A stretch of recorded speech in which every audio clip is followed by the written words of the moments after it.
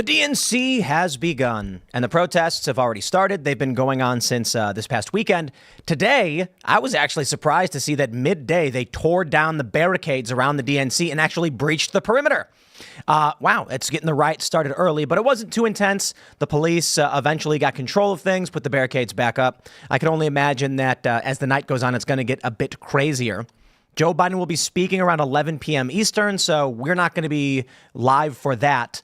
But I imagine that's when the protests and the riots may actually start devolving. Because I was surprised. I thought we weren't going to see any kind of physical action from these groups until nightfall.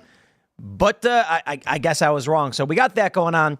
We got a whole bunch of stories. We're going to go through all of what's going on with the riots. They're boarding up windows, what's going on with the DNC. Kamala Harris, this is a big story now, I suppose. A lot of the news is DNC. Kamala Harris is accused of being a drunk.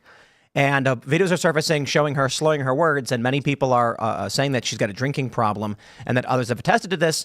Although others are saying she may be taking some kind of drug to assist her with public speaking. So we'll see. And then possibly my favorite story out of the DNC that we absolutely must discuss is the free vasectomies and abortions for attendees. I kid you not. This is not a joke.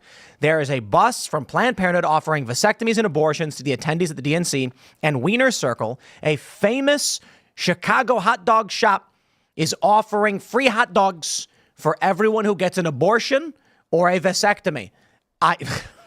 It's just true, I guess. So we'll talk about that. And Putin is offering asylum. We got a bunch of other funny stories. And then Hillary Clinton may be speaking around 9 p.m. or 9:30. So if we can catch Hillary Clinton's presentation, we will absolutely pull that one up. In the meantime, my friends, head over to mypillow.com/Tim to support the show. You guys know Mike Lindell and MyPillow. We're big fans, and they're sponsoring the show. They say you've asked and they've listened. They're finally bringing you the most requested offer ever. Their queen-sized premium MyPillow, only $19.98. MyPillow is made with patented adjustable fill. It adjusts to your exact individual needs regardless of your sleep position. Helps keep your neck aligned and holds its shape all night long so you get the best night's sleep of your life. That's not all. Get their 6-piece kitchen or bath towel sets, only $25. The brand new mattress topper as low as $69.98. And their famous MyPillow bed sheets for as low as $25. So much more.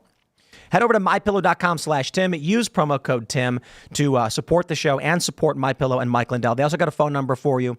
It is 1-800-925-9096. Shout out to Mike and MyPillow. But also head over to timcast.com. Click Join Us to become a member and support our work directly. We're going to have an awesome members-only call-in show coming up at 10 p.m.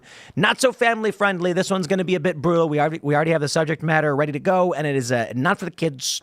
So if you want to hear some serious cultural commentary, then and our members will be able to call in and talk to us and join the show.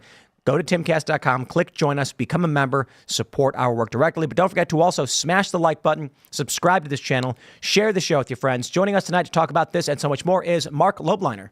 Thank you for having me back on, man. It's great to be here. What a beautiful spot you have. Oh, thank you very much. Who are you? What do you do? So I'm Marc Lobliner. I am the Chief Marketing Officer at TigerFitness.com, also in a company called Ambrosia. We're available at vitamin shops nationwide and every single Sprouts. So TigerFitness.com, if you want to shop with a company that doesn't hate you, all your nutritional supplements from vitamins to proteins, you name it, TigerFitness.com, that's what I do. And if you don't like what I say, I don't know who those guys are. You should probably just shop with them anyway. There you go. And also big news too, like Harley Davidson backed down from their woke policies. So I love when you said shop with companies that don't hate you. I'm like, that's just everything right now. So thanks for hanging out. Should be fun. We got Raymond hanging out. Hey, hello, friends. I am Raymond G. Stanley Jr. I am the facilities maintenance here at Timcast. I hear Chicago hot dogs are the best, so that might be very good incentive, I'm thinking, Tim. You know, man, it's kind of wild how, I'll say this. I was watching Fox and Friends this morning, and I don't even know what hot dogs they were eating. But then Lawrence had Portillo's, and I was like, duh. And then he was like, you guys didn't get Portillo's? And then he shows the Portillo's. I'm like, anybody from Chicago knows Portillo's. Absolutely. So they're all Maxwell fakes. Street's good. They're all frauds. That's what you're saying. I'm just saying Chicago hot dogs are so good. Portillo's actually has good ribs. Their ribs are underrated. Oh, yeah. Delicious. Anyway, Chicago, how fun. Hannah Claire's hanging out. I'm Hannah Claire Bremmel. I'm a writer for SCNR.com, Scanner News. Guys, thanks for checking in tonight. Let's get started. Here we go from the Post-Millennial. Breaking. Far-left agitators breach DNC perimeter in Chicago, clash with riot police. The agitators, with some wearing keffiyehs and holding anti-Israel signs and flags, broke open the fencing surrounding Chicago's United Center. I would just like to pause and offer up this proposal to our friends over at the Post-Millennial. I would change the headline to breaking. Democrats breach DNC perimeter in Chicago, clash with riot police, because the DNC is courting these individuals actively. It's why they didn't choose Josh Shapiro. So the people who are outside screaming and protesting, probably many of them will be voting for Kamala Harris. Now, to be fair, not all of them will. Not many of them probably absolutely despise who they call her Killer Kamala and Genocide Joe. So I'll give them that much. So I don't know if here we go. Here's one of the videos from Savannah Hernandez. End the occupation now! Yelling, "End the occupation now!" They're tearing down the barricades. And the funny thing is, when we were talking about the RNC and the DNC before the RNC happened, I pointed out that since 2012, I'd been to all of them except for the COVID. So 2012 and 2016 I went. 2020 we didn't. And it's the same every time. The RNC doesn't have protests. And I'm like, it's kind of weird. You'd think that people would protest the Republicans, but I guess it was the Obama administration, so whatever. And then with Trump, I thought the RNC convention would have massive protests with Trump. Not really. But the 2016 DNC was crazy. The barricades were higher, and there were thousands of activists, and they were jumping over the barricades and tearing them down and trying to breach the perimeter of the DNC because of Bernie Sanders getting screwed over. So when this one came around, I was like, there's not going to be anything at the RNC. The DNC is going to be nuts. There's going to be rioters. They're going to be attacking the DNC. And this is what we're seeing. It's their own voter base, so I don't know, whatever. Well, they think they have a say. They think if they get the way violence and be destructive, that they have a say in what the Democrats are going to do, and they don't have a chance what the Republicans are going to say. They don't care. The Republicans they can do all they want, but nobody. That's true. Yeah, they're lobbying for a lot more from the DNC. They have certain speakers they want on stage. They want the promise of a ceasefire. I mean, there is more negotiating because ultimately, like you said, they are Democrats. They are not people who are thinking, oh, well, maybe we can convert the Republican Party. They have complaints against the Republicans. I mean, of course, we have to acknowledge that Democrats were preparing for a riot, so they built a wall. Yep. I think that's deeply hilarious, but, only to protect their stuff, not to protect the country. How effective are these protests, though? Like, they're out there, nobody's really paying attention, they're causing trouble. Does it really change anybody's mind? Does it really win hearts and minds? That's the question. There's got to be a strategy. I was saying the same thing this morning, the intention of perhaps ordering an air conditioner is so that I can put it in my window and make my room cool. You see how one action leads to an outcome? I ask this of these protesters, for what action do you take to expect which outcome? Because there's none. It would be like if I bought an air conditioner and then just dumped it in the lake. Like, why would you do that? I don't know. Maybe someone will notice that my room is too hot. Or you can fix your air conditioning. I think it's mostly negative, though. Like, they're doing these college campuses. Kids who go to college, they just want to walk to class. You start getting in their way, you're going to create a lot of Republicans along the way. I just sent my daughter off to college on Friday, and they had an encampment at her university. The state she goes to college in is like, we're not doing that anymore. We're done.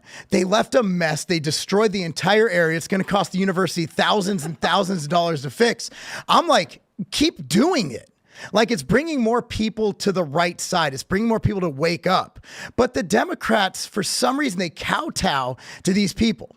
They kowtow to these terrorists. They are domestic terrorists. They're terrorizing their homeland. They're kowtowing them, yet they're not getting anything accomplished except making people really hate their cause.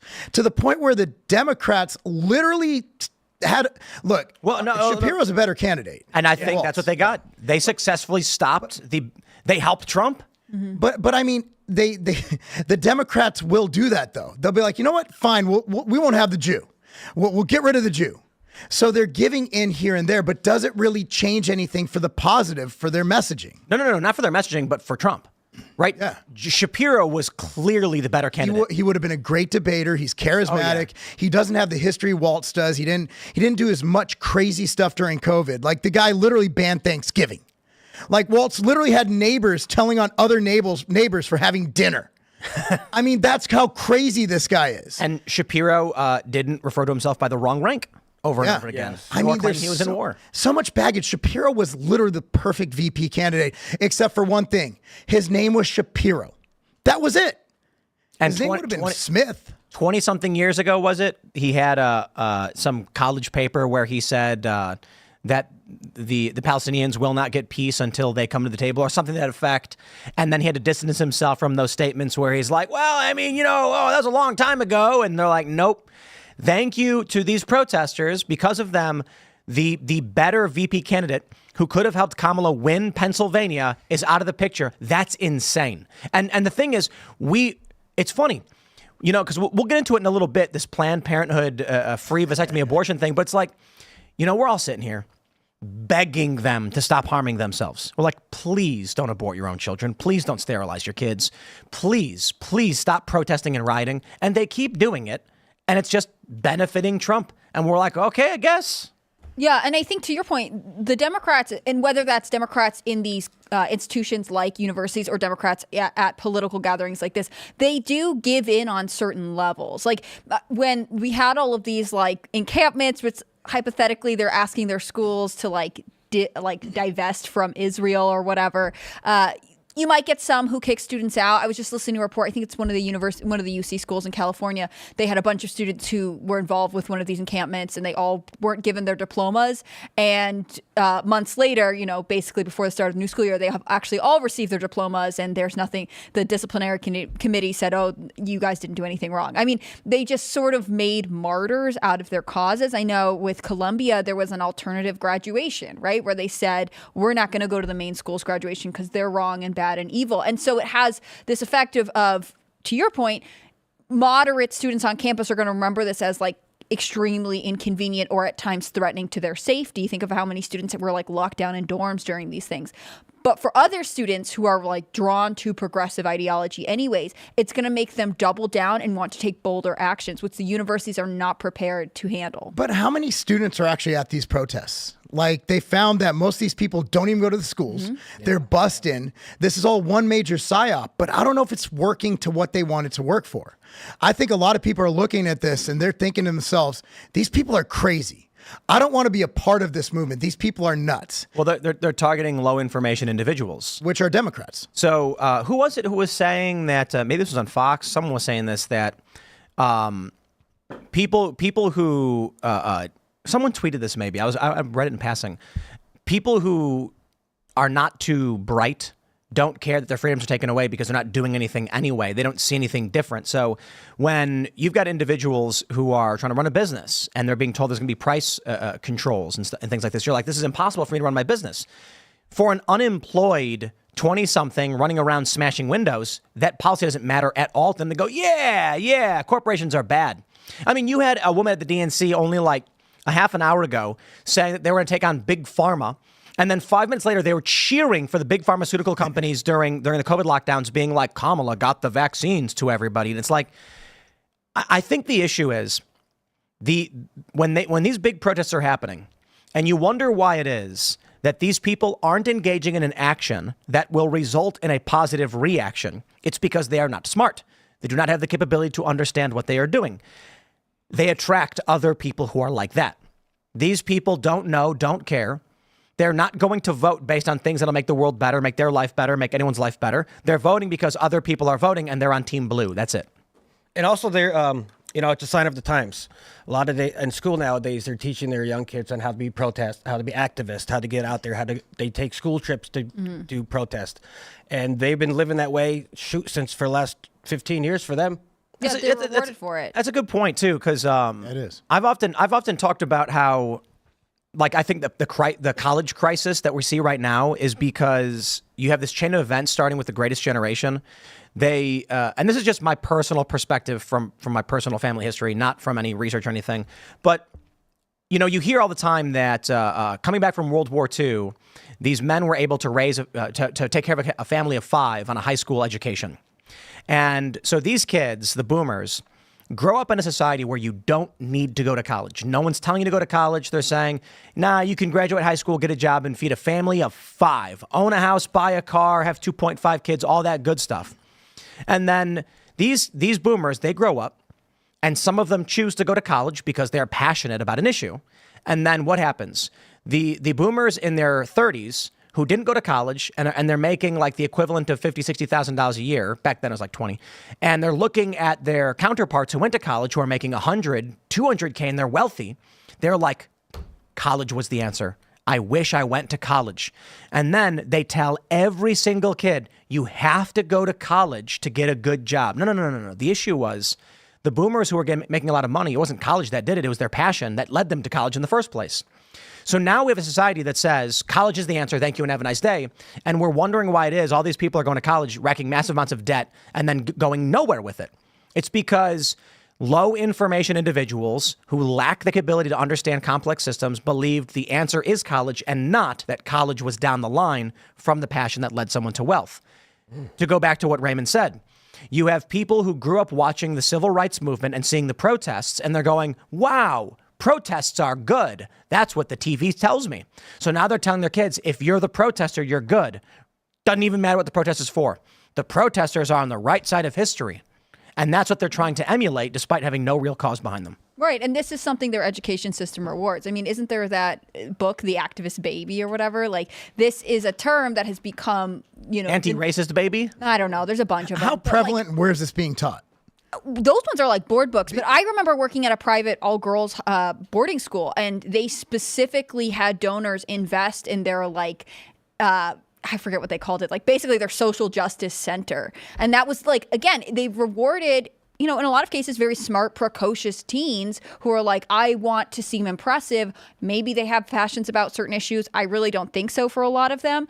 And told them like championing these values, staging the anti-gun walkouts at your school. These things are good and ultimately will look good when you apply for college. It's sort of false activism, but I think you see this on the collegiate level. Like one of the main leaders at the Columbia encampment, I remember finding his college admission essay where he talks about, the buzzwords, systemic racism, how that was bad for him. And it's just another sort of trend for students right now. Some of them may feel really passionate about, especially with Palestine. Certain students may feel genuinely passionate about it. But I think for a lot of them, they think this is like the current social norm and a way to kind of climb socially. But I think that depends on the degree.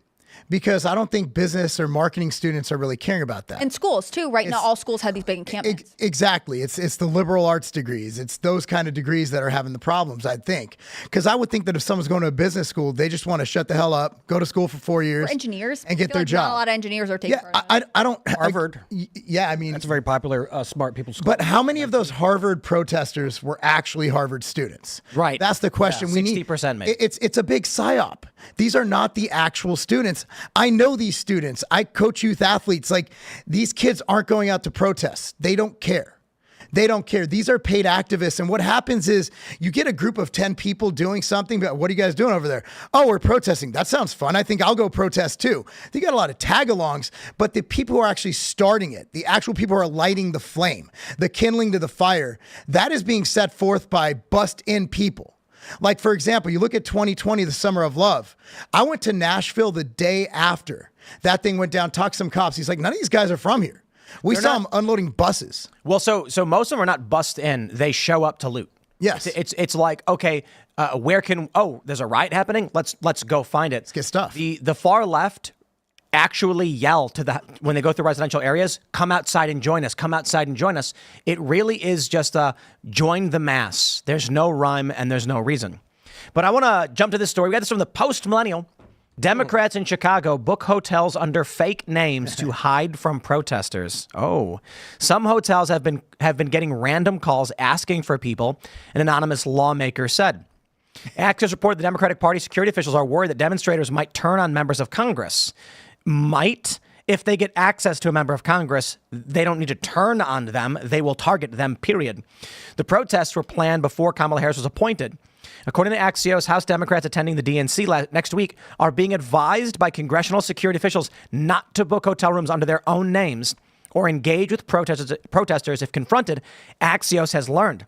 The guidance comes as some Democratic lawmakers are fearful about their safety. That's just so weird. So weird. The RNC didn't have this problem. No, they didn't have this problem because the Democrats are the party of violence. It's been shown time and time again, yet they psyop us by saying that, right-wing white conservative men are the biggest threat to Militias. Yeah. I don't run it. I live in friggin' Tennessee. I've yet to run into one militia. I've yet to see a militia in real life. And I live in the South. I'd imagine I'd see some here and there. Nobody wearing camouflage, no one walking around. I do not think that's our problem right now. Domestic terrorism is a problem. We saw who they are. It's the left.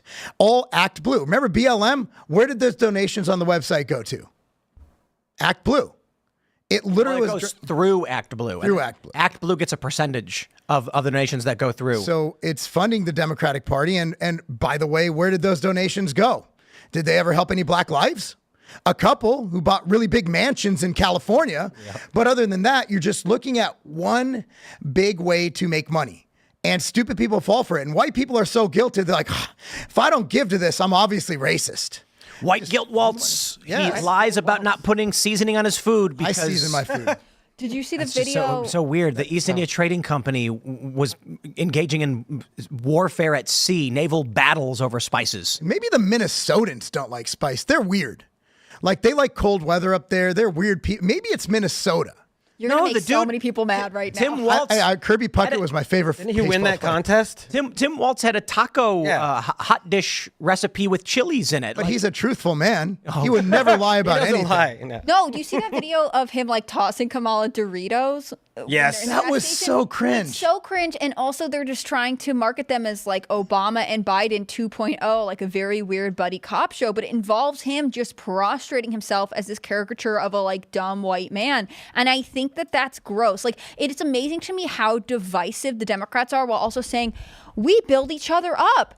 Kamala Harris gave this speech over the weekend. You know, we know that leadership is not tearing people down, but building people up. We know that's real leadership. Meanwhile, all they do is have this like kind of weird white guy just prostrate himself at her feet. Like all of it is very, I think, disingenuous, number one, but also miscalculated. Like they believe these stereotypes that they have created about race because they're obsessed with it. And it's not about uniting the country. It's not about fixing anything at all. It's about using identity politics to retain power. And I think voters can see through that. I'm just mad that he threw her Doritos. Couldn't he have thrown her an outright bar? How do I get that kind of product placement in politics? Like, You have to seriously. start donating to Act Blue. Seriously, how do I get that kind of money? Do we boycott Doritos? Doritos is probably like, please don't bring Not the us chili into lime this. ones. You need chili limes. Those No, are- I jokingly tweeted that I was going to order 100 cases of Doritos to support Kamala. Like, because I was thinking about it. There, you know, he throws her the bag of Doritos, and apparently, like I heard, I don't know if this is true. They did it twice. Yeah, Doug, her husband, gave her one, and then like 2 seconds later, he threw her one. Like they went in there knowing, like, hey, we're gonna give her Doritos and make sure Yeah. we give her Doritos. Because it's a relatable saw- middle class food, you know? That's This is what regular people eat. I think it was. I think That's our problem. I think it was Perino. Is her name? Maybe on the 5. I can't remember who it Judge? was. No. Is that no? Who's the Gene blonde? Perino with that? Who's the blonde woman? She was just like, no woman that age is eating Doritos. And I was like, yeah, I agree. Like, Kamala's not eating Doritos. Not with her figure. No, she's not eating Doritos. She's eating Good salad. shape. Yeah, she's not eating Doritos. I just think everything they're doing is What do you mean? pandering. They're on a road trip together. They're friends. Because they don't have They chefs. met or 3 anything. weeks ago. Kamala's the kind of person who wants like imported escargot on her bus as she's driving to a location, and then she has her wine glass and she's reading like the news, and she goes holding it up, waiting for someone to fill it for her. She's Not not stopping unlike at Hillary. Sheets. She's not stopping at Sheets and getting the chicken sandwich. You know, I mean, it's Also, people fall for it though. But you saw how they apparently they shut the store down, kicked everybody out, No, I didn't. and then brought in Kamala supporters instead. And there were people there who were like, they kicked us out so they could bring in her people and like film this staged thing. Because she likes regular people. Just regular people that she's hand selected. The RNC needs to just tail that thing, and when they do that, just go interview everybody out there and just hold a little like their own thing outside. Like just have somebody, have a lackey go out there, just have a good time. Waltz says though he is what they want the white base to be. They want to bend the knee to BLM. They want to feel bad for their race. They want to, guilt their whole life. So he personifies everything that they expect in their voter for the white A folks. demure white guilt man. Yes. Very Who's like, demure, very mindful. I eat white guy tacos. What is that? Mayonnaise and tuna? It's beef and cheese with any seasoning? No. They're always so soft. Salt and pepper, maybe. Like these men are always so soft. Like, can't we get somebody masculine? Like, Arnold kind of went the other way. Have you seen the Democratic Party? I have. I've seen the pan out of the crowd, and it's exactly what I'd expect to see. Again, like we talked about this a little bit before we came on, but Republicans, it just seems to be the party of fitness. I bet I can switch over right now to our tab with the DNC, and you will not be surprised by the way the person on the DNC looks. You guys ready? Yeah. Yeah, let's do it. Let's get it. Old white lady with. Oh no! Wait. Okay, there's nobody there. If you had clicked 10 seconds before, you would have nailed it. Yeah, it was like some woman. Wait, someone's coming on. All right. I don't know. It's kind of neutral. I don't know who this guy is. I mean, I can make fun of his weight, but that wouldn't be nice. no, he He's in the seems Arsenal Hall. fairly average. He's a fairly average guy. Okay, so Right before you said right- that, it was our black glasses, blue giant earrings, Right, librarian right. jacket. No, and friend. what was she? She was the attorney general in Minnesota. No, the lieutenant governor of Minnesota with the funny glasses going side. Yeah. So, That's what you'd expect. so it was the 26. I think it was the 2016 conventions. It was Lacey Green, actually. If you guys remember Lacey Green, I don't know if she's still on YouTube these days, but she was talking about how at the RNC everybody's attractive, at the DNC not so much. Yeah.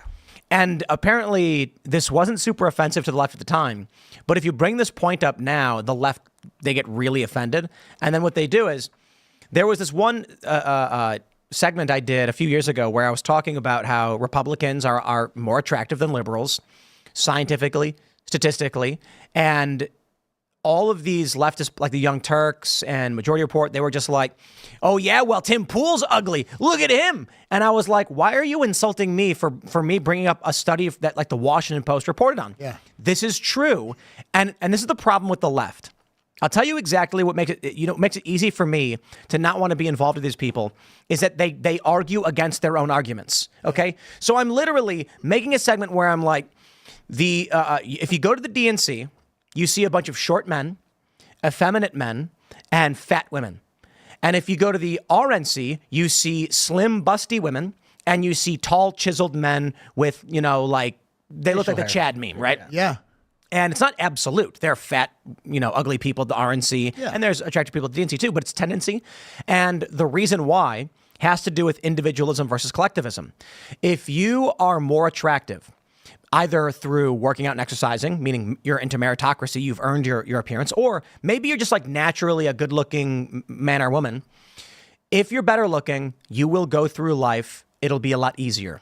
People are going to want to be nicer to you. People are going to want to be around you. And this is going to afford you certain opportunities that you would not get if you were ugly. Thus, you'll say, if I can do it on my own, why can't anybody else? If you are a short, effeminate man and you're having a hard time getting through life because women don't want to talk to you and you're getting angry, you will fall into collectivist ideas like, we can't do it on our own. We need to band together to survive. And this is not my opinion. This is actually what the research shows, why you see this split between the Democratic Party for collectivism and the right for individualism and meritocracy.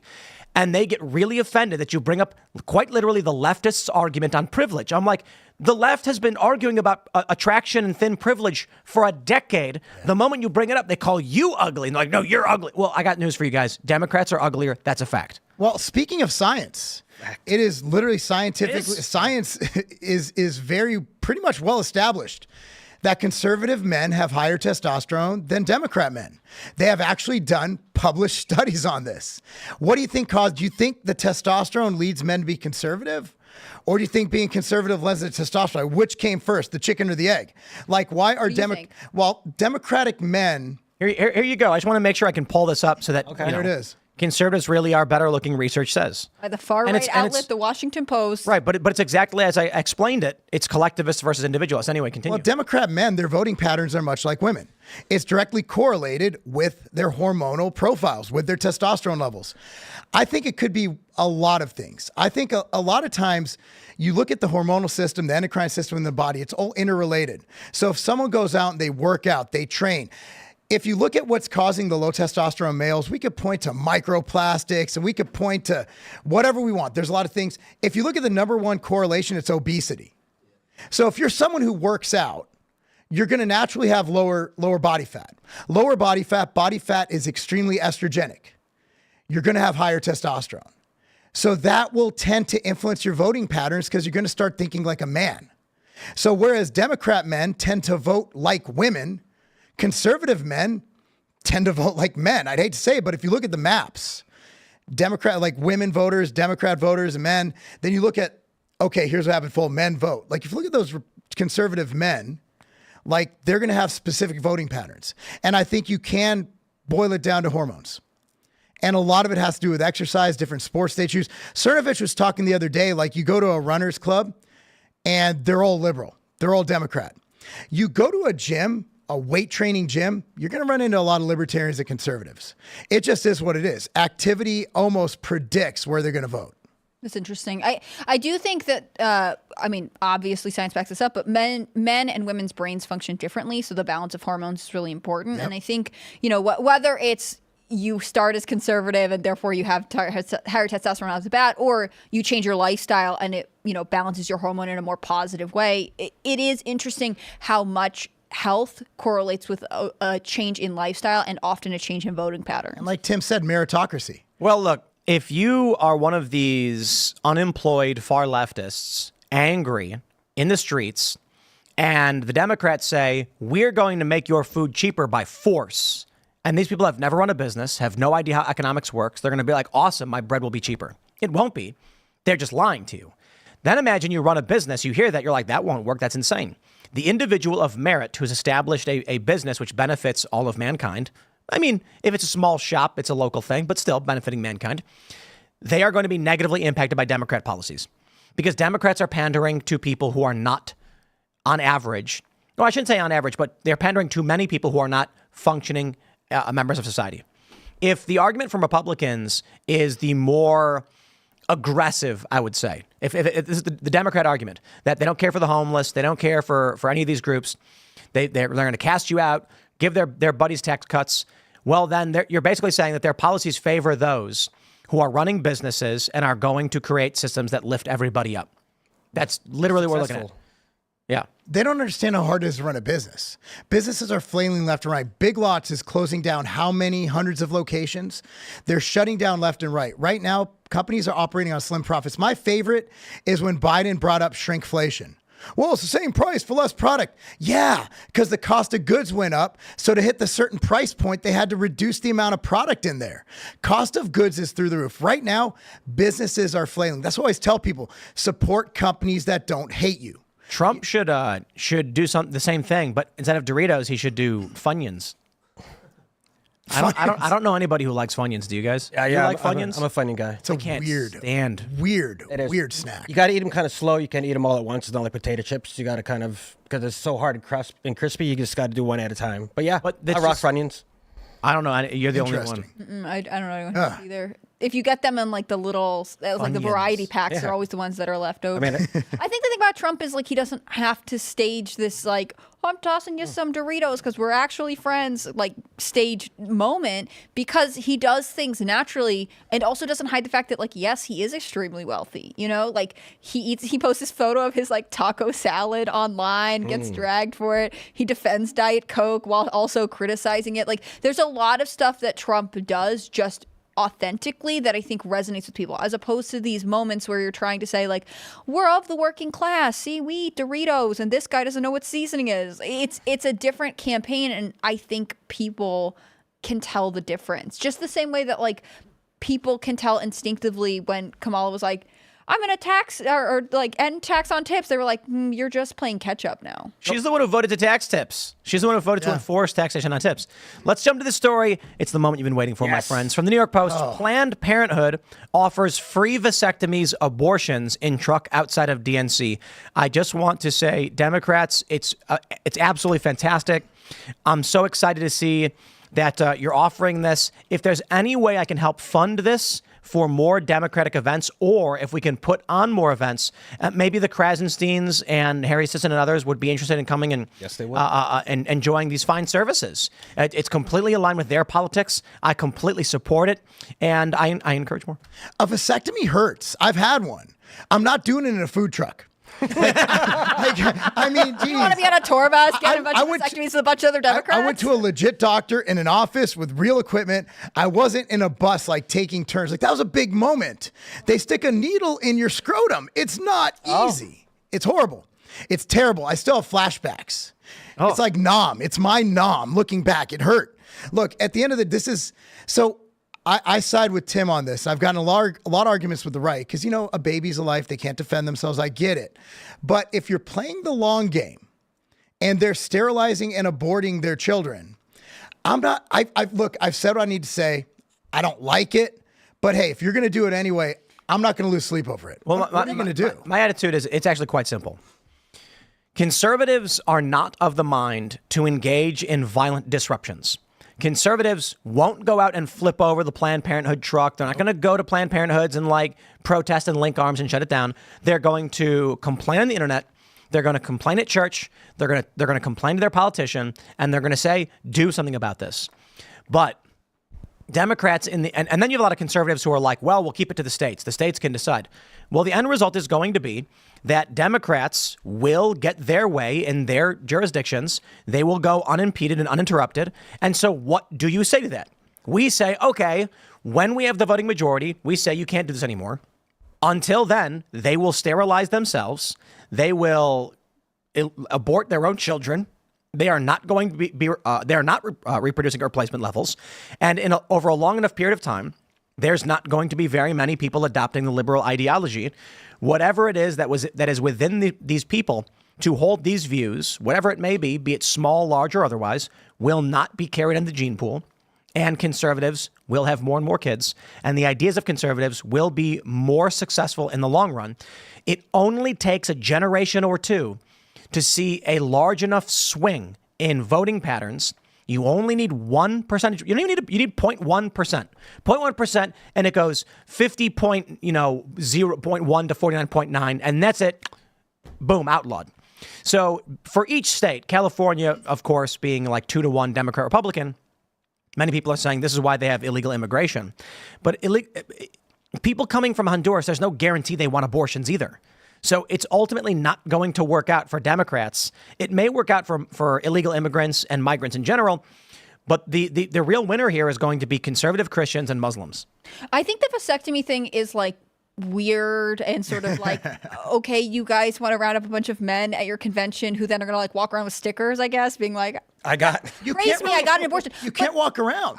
You have to sit in a chair for 3 days. Lay in this tour bus. It's very weird. But for me, the abortion one is just kind of creepy. It gives me human sacrifice at large rally events. And I know not everyone feels that way, but it's just this weird optic where with Democrats, I feel like you have made the abortion into a caricature of an issue. I think it's weird that you would make this a public spectacle. What I find absolutely fascinating about this is that it's at the DNC, and that means these are the highest levels of Democrat Party members and activists. We're not talking about regular poor people. We're not talking about some dude named Jim walking down the street getting a vasectomy. We're talking about leaders of Democrat youth organizations showing up to the DNC with badges. We're talking about young women who are a part of the party and are working for a member of Congress or some staffer, and they're being offered to never have children or to eliminate the life of the child right now. And so I want to stress the Democratic Party and Planned Parenthood are offering up to literally give vasectomies to their political organizers and staff. Right. They're sacrificing their own future. It's the optics are so strange to me. But again, they're it's so liberating and we should do this and whatever the reasons are, it's such a we have drunk the Kool-Aid kind of activity to me. But my friends, the Wieners Circle in Chicago is happy to support all reproductive health decisions. It's up to you and not the government.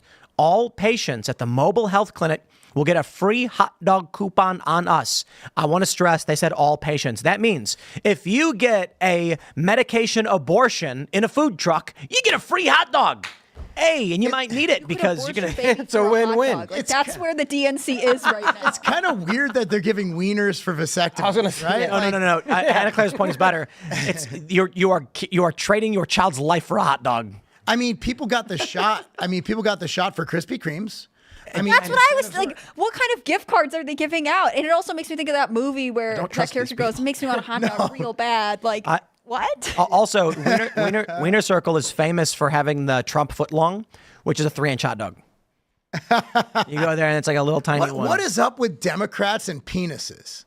Every time I say anything, you're a bodybuilder, you have a small penis. I'm like, what? I drive a truck. You have a small. It's so weird. It's just the weirdest. Their fixation on wieners. No. It's masculinity. Democrats who argue that masculinity is bad, toxic masculinity, etc., love to attack and insult people for not being masculine enough, which says to me one very obvious thing. And actually, I should pull up a tweet from Carl Benjamin. So it's toxic. These are people who feel like they're outcasts. So they attack masculinity because they themselves are not masculine.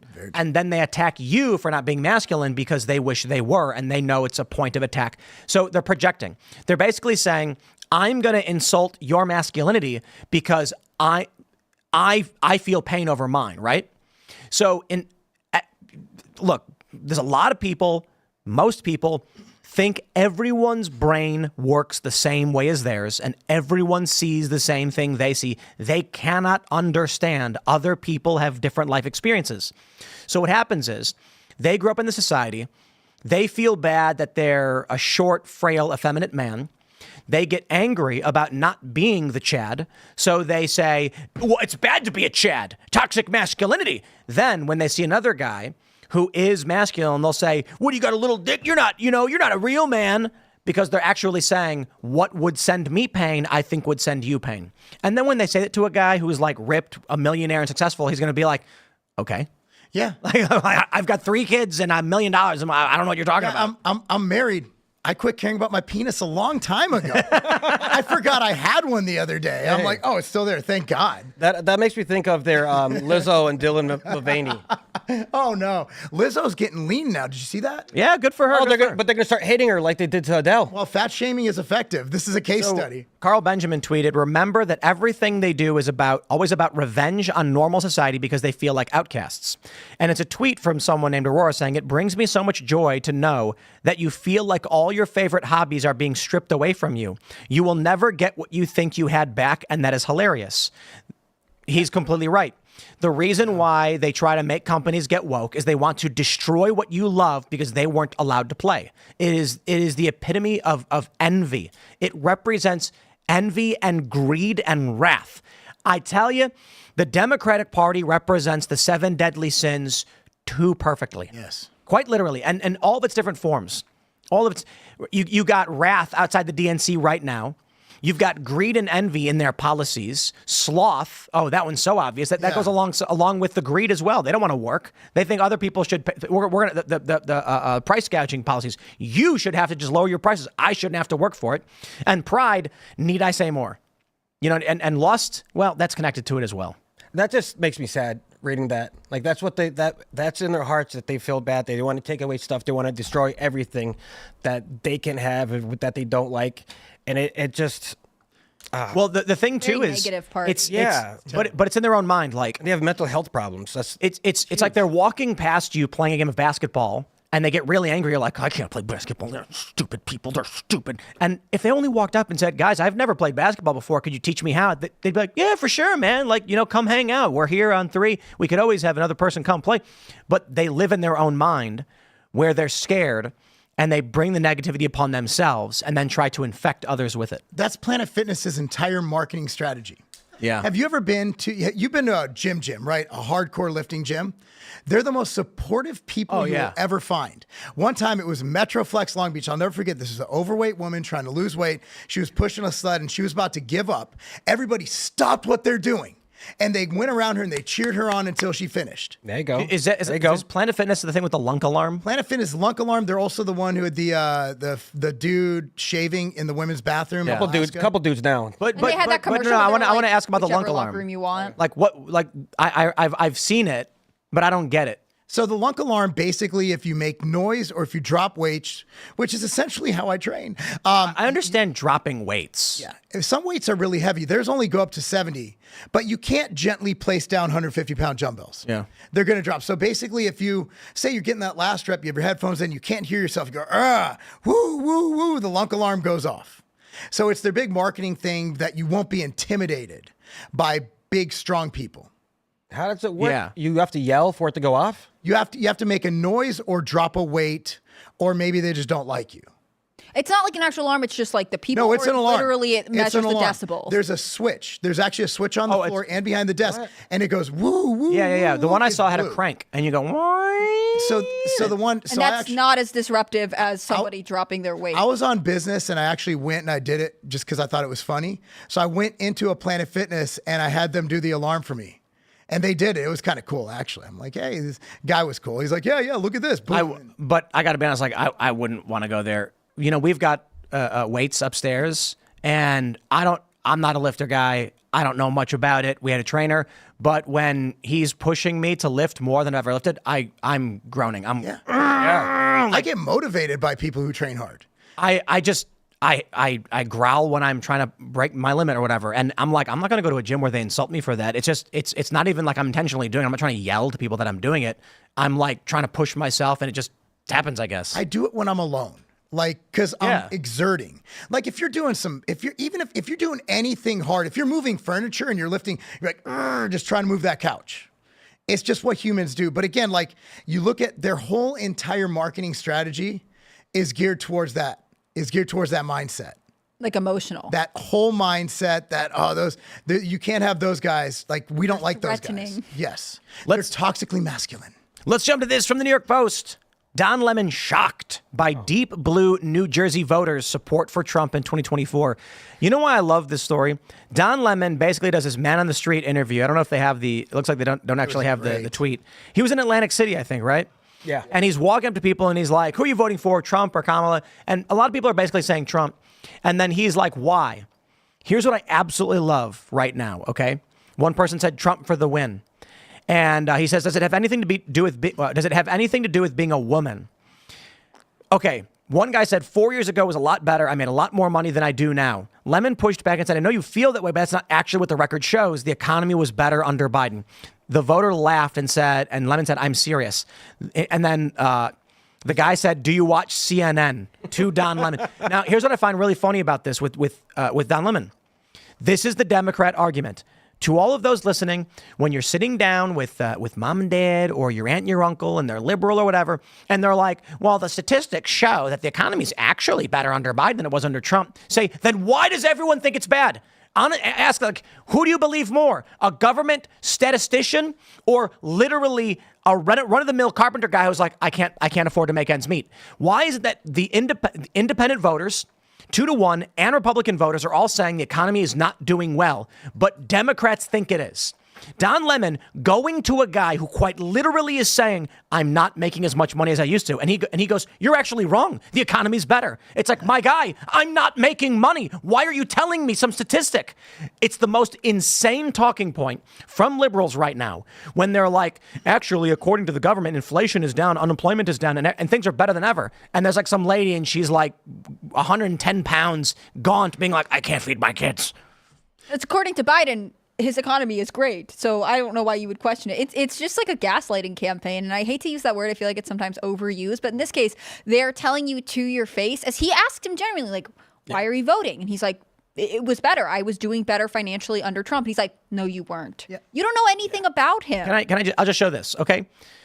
When you walk up to a regular person and go, the data suggests the economy is good, and 53% say it's getting worse, 27 say getting better, and 18% saying the same. 53%, the majority of people are saying the economy is getting worse. And then Don Lemon walks up and goes, you're wrong, actually. The things you're experiencing with being unable to afford gas, rent, groceries, or otherwise are all just you because you're a failure and everyone else is doing well. People can't afford as much. You know, I sell finished goods. For example, people can't afford 5 pounds of whey protein at a time now. We had to standardize the 2-pounders. Because people just can't afford to buy that much. So they'll just save up, wait for the paycheck to come in. They'd rather buy every 1 week to 2 weeks and budget then than buy a month in advance because people just don't have the expendable income. I know this from a micro standpoint, running multiple businesses that sell finished goods. At the end of the average household does not have as much expendable income. And that's from my direct in the economy. And that's the problem with the government right now. That's why I need to run for office sooner or later, is that none of these people have ever run a business. They've ever balanced a balance sheet. They've never done a P&L. They have no idea how this works. They've never deal with, the funniest thing was when someone pointed out a Walmart made this much operating profit. And someone's like, no, operating profit is not what you made. They don't even know how these work. You need someone with business acumen. And that's where Trump kind of gets it. Because even though, he was his dad gave him $1 million. Now he has buildings in every major city with his name on it. Don't tell me that man can't grow a business. Yeah, Trump's story is interesting, right? Like he might have been born wealthy, but he made it even better. I mean, that's really what I think a lot of like the legacy of the American dream people want. Like you want to be able to have something that you can then help your children build off and build even more with. Yeah. And I think that's why you hear so many voters. I mean, you'll see man on street interviews where voters will be like, well, he's a businessman, so he knows what he's doing. That idea that he is not just like a politician who's been hanging out in Washington passing bills that seem to never actually get anything done. In fact, he has built something and he can point to his, and I think this is very like Americana, being able to like point to your skyscrapers in New York City or your hotels or something like that. Like there is concrete proof of his success in a way that like you just kind of have to trust that Biden and Harris have done something with their lives. To be a politician, to be in any form of office, you should have had to run a business because the entire purpose of this is to keep this thing running. They can't. And that's why I keep telling my wife, I'm like, I need to run for office one day. She's like, no, don't get into that. I'm like, if I don't, who will? Because it's at the point now where the real business owners need to sacrifice. And look, let's say Trump had $1 million, I think, from his dad, something like that. When I die, my kids are going to get money. If my daughter, let's say, takes $1 million and then there's Lobliner buildings in friggin' London, I'm going to be like, whoa, she crushed it, right? That is called taking an investment.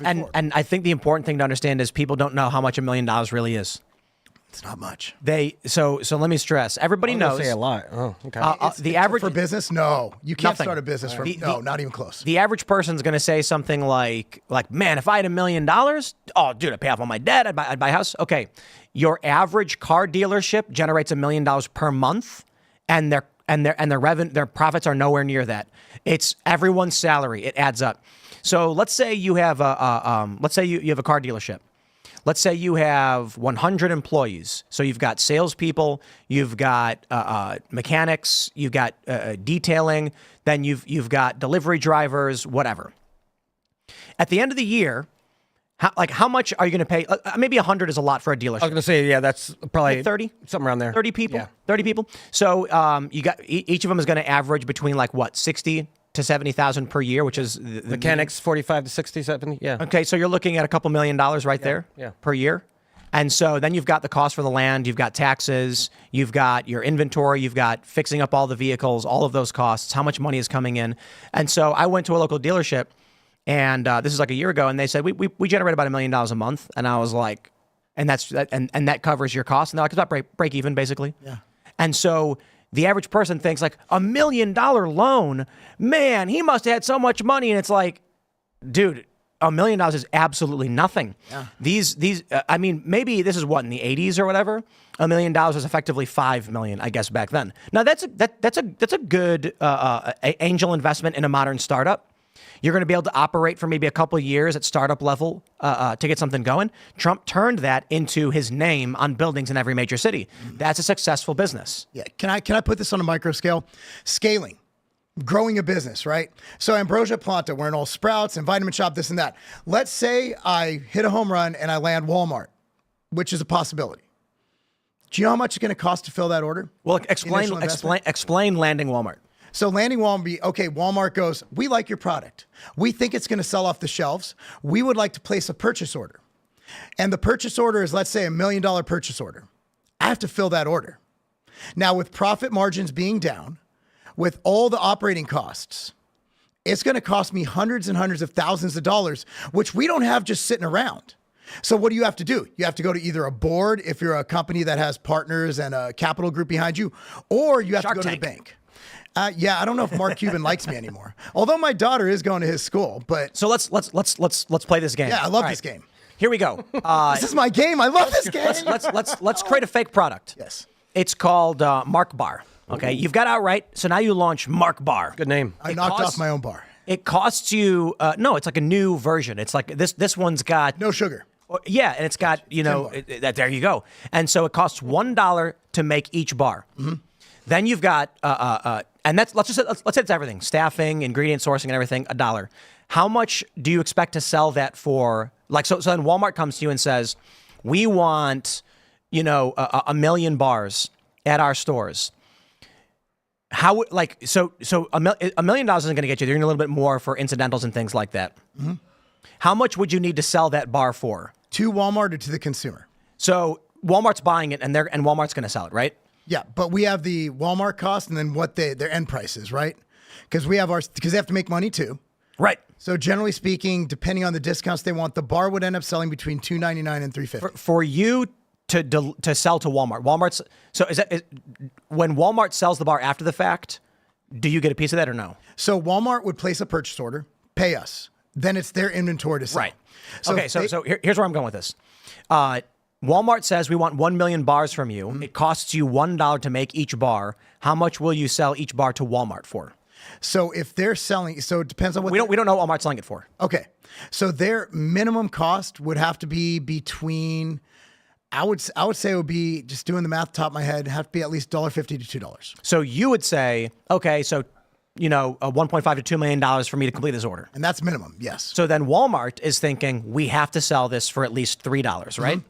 And then Kamala comes in and says, $3, that's too much. You can't sell this for more than $2. We go out of business. Exactly. We bankrupt. So basically, companies will just go under if they ever try to price fix. It can't work because there's not enough margin built in. They do not factor in the cost. To be able to price control, you would have to go in and audit each company and look at their cost of goods sold and then determine what is a fair cost of goods. What is a fair profit margin? And also you got to understand there's a lot of other costs. Actually, the price is probably closer to $2 because you got insurance, which is through the roof. You got legal fees. You got to understand you have to dedicate, you could probably speak to this as well as me, at least 10% budget a year to legal expenses. At least. We're getting class action lawsuits out of California. You ever see those Prop 65 warnings? Mm-hmm. Those aren't because it's literally, it's on everything. It's on furniture. Right. It's on, and the reason you have to put it is because if you don't, even if you have passable levels, they'll sue you anyway. Now here's the best part. Let's say you end up selling, it's $1 to make the bar. You've got to cover insurance, legal, all of these things. So you're like, we're going to do $2, and that's going to give us $2 is fair. Yes. $2 is fair, and that's going to put 10 cents per bar profit. Mm-hmm. Profit. Yes. Then you sell a $2 million package, and with that profit, you get all these protesters being like, how much money did he made 5% return on all those bars sold. And what people don't realize, how much of that profit has to go into the bank to actually sustain the business's operating costs. Outside of the cost of producing, you have to have, I would say, you want 6 months to a year of operating minimum available. So you make a profit, and you're like, now with this profit, I'm putting it in the bank. Because if you are running on, let's say your business, let's say Microsoft or something, they go, or no, Amazon. Amazon made $5 billion last year. Okay, how many warehouses do they have? How many employees do they have? And what's their monthly operating cost? Let's say their monthly operating cost is $300 to $500 million. And that's what they spend outright every month to maintain the entire infrastructure. They can't have zero in their bank and live paycheck to paycheck. They make $5 billion. They say, we're going to keep $3 billion in the bank as cash on hand so that if we get a downturn 1 month and our revenue dips below our fixed operating costs, we don't go out of business. Then you get these Democrats being like, they made $5 billion in profit. We should tax them on it. And they're like, okay, now we're down to now we're down to $3 billion. So we've got just shy of a year emergency operating costs. We're hitting a recession. We're not going to be able to cover our fixed operating costs. Layoffs. Now we're going to lay off 10% of our workforce. And they already do. Yep. If you have an S Corp, they tax you on inventory. So if I pay myself, and this might be a real thing that happened, if I had a decent year where I'm able to scale, grow, and launch new products next year, let's say I pay myself $50,000, yet I have inventory. I might get a tax bill for $200,000 to $300,000 personally, because in S Corps, you're taxed both on the business and personally. Yeah. This is the worst. I don't know how other countries are, but it is almost impossible to run a business and to scale, and 94% of businesses fail. The government wants you to fail because they want Amazon and Walmart to succeed. Bingo. Actually, I think Milo was talking about this in the culture war, basically saying that entrenched bureaucracy makes it impossible for small businesses and the individual to navigate the legal system. Walmart likes it when new regulations get in. Facebook likes it when new regulation gets in because they have the billions that they can spend on legal to navigate this, and the small guy can't compete. So it basically locks them in and boots everybody else out. That's why what we've been saying, it's easy to do your Amazon, this and that. That's why, I'll unabashedly say on X, I'm like, hey, support tigerfitness.com. Like, it's friggin' tough out there. We're going up against Amazon. We're trying our best, but at the end of the day, the system is working against small businesses. So if you want to build this parallel economy we're talking about, invest in what you're doing, your coffee shops, your coffee, everything Tim sells. Everybody who comes on here who you think is cool, who you agree with, support them, buy their books. Because at the end of the day, man, by percentages, just by percentages, only 6% of us are going to make it. So we need to support each other. That's what it comes down to, because the system is rigged.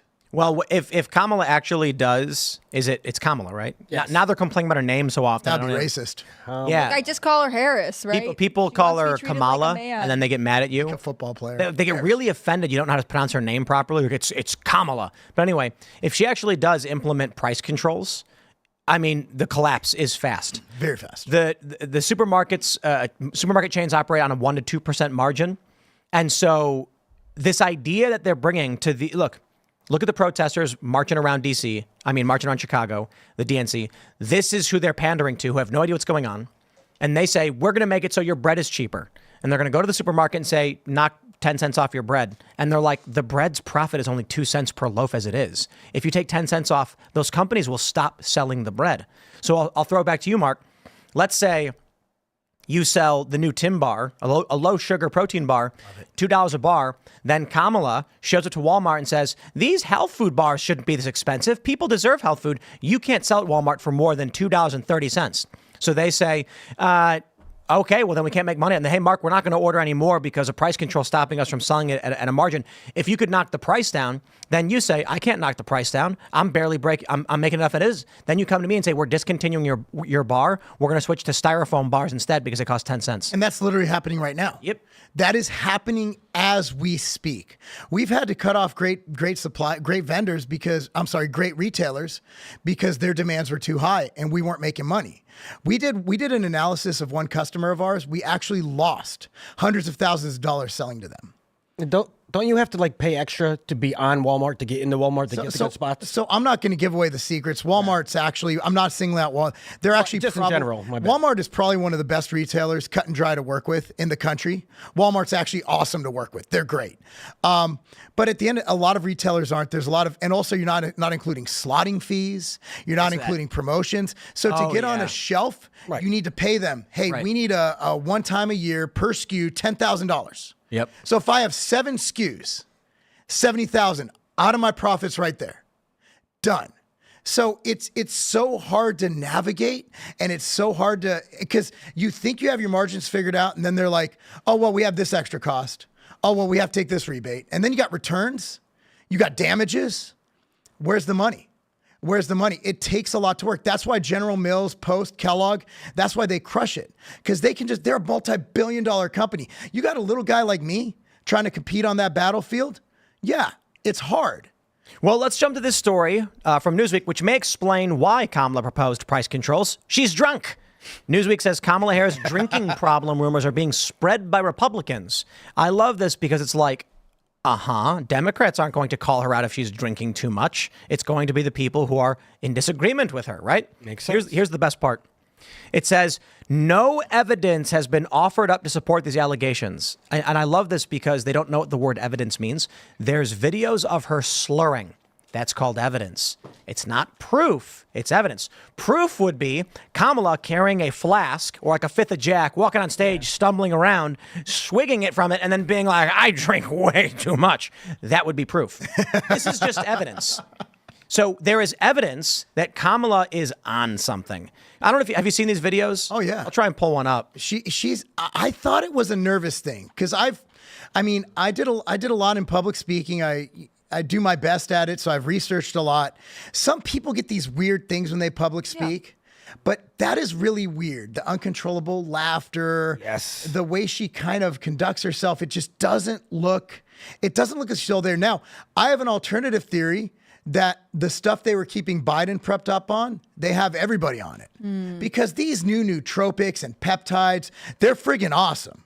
So I don't know if maybe they just gave her too much. They're trying to dial in the dose, which we've seen them do that with Biden, where it's like, dude, they got this dose right this time. Yeah, it seems like it's not always consistent in how he's prepared for, going out in public. I think with Harris, some of it, to me, the most simple explanation, if it's not a substance, would just be exhaustion, right? She's been nonstop campaigning for 3 weeks, and maybe she's just really not able to keep up with it, right? Like it's not that it's easy for anyone, Republican or Democrat, to just be like constantly going state to state, plane to plane, delivering speeches all the time. It's not for the faint of heart.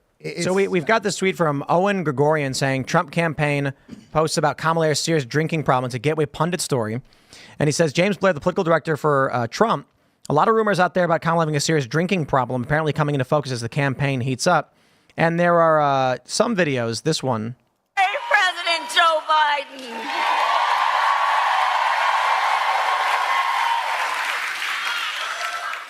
And he's going to speak in a minute, but She sounds the most drunk in this one. there's a lot of love in this room for our Oh president. man, I haven't seen that. She sounds pretty drunk, right? That would be a drunk person. But it also explains the laughing. She's buzzing. She's just laughing at stuff. Because when we giddy. think about Here's the another one. strength of our democracy, I think that there's a duality to the nature of democracy.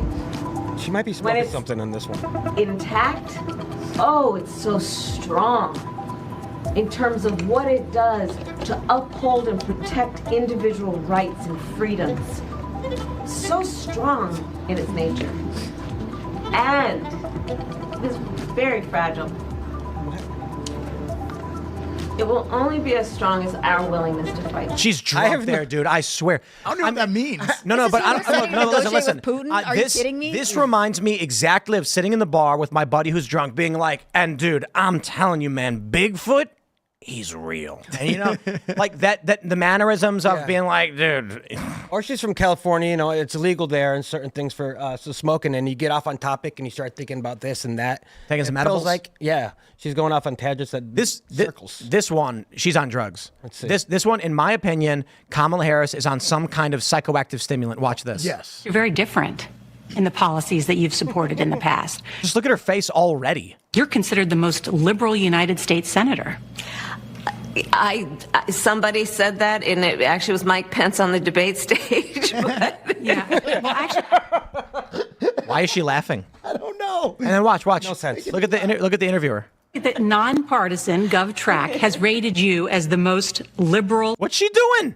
What is this? Busting up like she's Senator. in a comedy show. She's hepped up on goofballs, dude.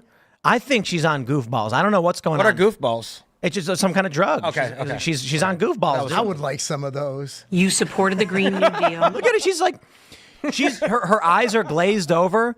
She's like, why is she? She's being heavily criticized right now, and she's just busting out laughing. She does this all the time. At first, I thought she was trying to mask some kind of tick, and then people were like, she's drunk, and I went, oh, well, that makes a lot more sense. Makes more sense than the tick. I mean, that's insane. When I saw that first video, I was like, yeah, that super slurring super makes sense. Like she's been Especially drinking. at like a big rally. Yeah. I mean, I feel like I'd be like, oh yeah, you took a couple drinks before you To went your up there. point, we have to. Her schedule is crazy, right? Maybe she's taking uppers to go with it. Maybe she's doing the suburban mixing, mom cocktail. speedball type A little bit of the Adderall, whatever. Yeah, maybe. Here's another video. Never let anyone take your joy from you. Already. I call myself a joyful warrior, What is? right? She's Never let anyone take your joy from you. That's. You do what you gotta do. What? And isn't that a wonderful way to live? Doesn't that remind you of like when you're hanging out with your buddy, he's drunk trying to explain something to you, and you're just like, dude, what are you saying? We talk about how she has these weird sentences where she's like, we're going to do the work that we've been doing because the work we're doing is the work that needs to be done. And you're like, why is she talking like that? She's drunk. It also makes me think she's It makes always been sense. surrounded by like yes men, people who are Yeah. like, "What a great point! You are a joyful warrior, and you got to do what you got to do." Have we considered maybe she's just an idiot? Oh, well, Drunk idiots would probably community like Stay this. woke. And the like pauses. everybody. Oh yeah, this one's That good was too. amazing. This one. needs to be woke. You see how she's wheezing? Like I thought that was a tick. And you can talk about if you're the wokest or woker, but just stay more woke than less woke. She's not even saying anything coherent. She's just like out of her mind. She's never had to effectively communicate. That's how I feel right now. Like I feel like she is just someone who has gotten by, and people are like, "Yeah, she's a lady boss," and we'll just keep promoting her. I mean, none of these statements appear to really have any intention to communicate. She seems like she is weirdly filibustering until someone takes her off camera. And I think, like when you have the interview where she's being presented with the criticism, your most liberal senator, and she's like, ha, ha, ha, I don't know. To me, that tells me she's not used to being pushed back in interviews. She's only used to friendly interviews. I don't know what this last video is, but it's also in the collection. It's like a Kamala event or something. I mean, yeah, people are drinking there. That looks like my high school prom. Yeah, I don't know what this is supposed to be. This one's not. I don't see Kamala here. Is she? Oh, okay, she was there. Our nation needs you, and I look forward to your continuing leadership. Welcome to the house party at VP. Yeah, I wasn't so sure. House party at her private residence. But I mean, Oh, is that it? Like she's at a party where everyone's drinking? I thought it was the first one I seen was right, and then I wasn't so sure. But seeing all those other videos, all these videos now, like wow, putting them all together, I think something's going on. She might be drinking a little bit. The thing I think is, if she's she drinking. isn't drinking, that's not good either, right? It's even worse. Like this is Even worse. there's not even an excuse for how she. I would rather send her to like the Ford Clinic and get her cleaned up, ready to be a president. Yeah. I was saying this morning, like I would feel really bad if it turned out she was diabetic and she's just having like insulin shock, and so she's sounding drunk, but she's actually having a medical emergency. I think they would come out with she's diabetic. You can't make fun of her, and also she relates to the insulin crisis. And she has a stutter. Anything to make her relatable. She's not diabetic. No, because I heard this story. There's like this famous story about a guy who's in his car, and it's like he's swerving and driving real slow, and the cops try to pull him over, and he won't stop. They finally get him to stop because he like drives into a ditch, and then when they try to pull him out, he's slurring like, and he won't get out of the car, so they tase him. And it turns out he was in a diabetic coma. They couldn't pull him out. They had to tase him. Yeah, they were like, "Get out, or we're gonna tase you." And then they tase him. He was like the poor guy. Yeah. Why am I laughing at that? I shouldn't. But Kamala, She's on stage right now at the DNC. who is this? She's what? Harris is on stage right now at the DNC. Oh, okay. Well, let's hear what she has to say. Is she drunk? In this hall and everyone at home. Yep. This is going to be a great week. Your wine I on love at the Thanksgiving. assumptive. I like. Yeah. Michael Mouse called her the wine mom. And I want to kick A us wine off aunt. by celebrating our incredible president, Joe Biden. She does seem drunk here too. If you're paying attention. Speaking later tonight. The more you know. Joe, thank you for your historic leadership, for your lifetime of service to our nation, and for all you will continue to So do. disingenuous. We are forever grateful to you. Yeah, except you don't want him to introduce you before you accept the nomination. They you want really? it to him be to totally the separate. curb. Yeah. She's accepting in 4 days. Reports are saying that Joe Biden's going to Joe. leave the DNC. He's not going to stay for anyone else. And looking out at everyone tonight, I see the beauty of our great nation. People from every corner of our country and every walk of life are here, united by our shared vision for the future of our country. And this November, we will come together and declare with one voice, as one people, we are moving forward. She stole forward the line from me. Just throw it out there. Just stole it. That was yours? Yeah, forward the line, yes, sir, for years. And faith, so guided by our love of country, knowing we all have so much more in common than what separates us. Let us fight for the ideals we hold dear. Or if and you don't let us want to always get a remember vasectomy on a when In a we bus? fight, we win. God Or an bless abortion. Are they doing the actually inside the food United truck? States of Medication America. abortion. Okay. I was really freaked out by the parking lot like shots during 2020. I was really freaked out. Like, dude, go to the if I'm gonna get it, go to the doctor, man. If I'm gonna get it, I'm going to a doctor's office where they have alcohol swabs, and it's not just me sticking my arm out the window. Maybe I'm just a They could freak. have stuck you with anything. Yeah, I'm like, no. Didn't some guy have... Casey Neistat famously, he's a big name. He tweeted like something about going to get vaccinated in a parking lot, and I was like, dude, no, go to your doctor.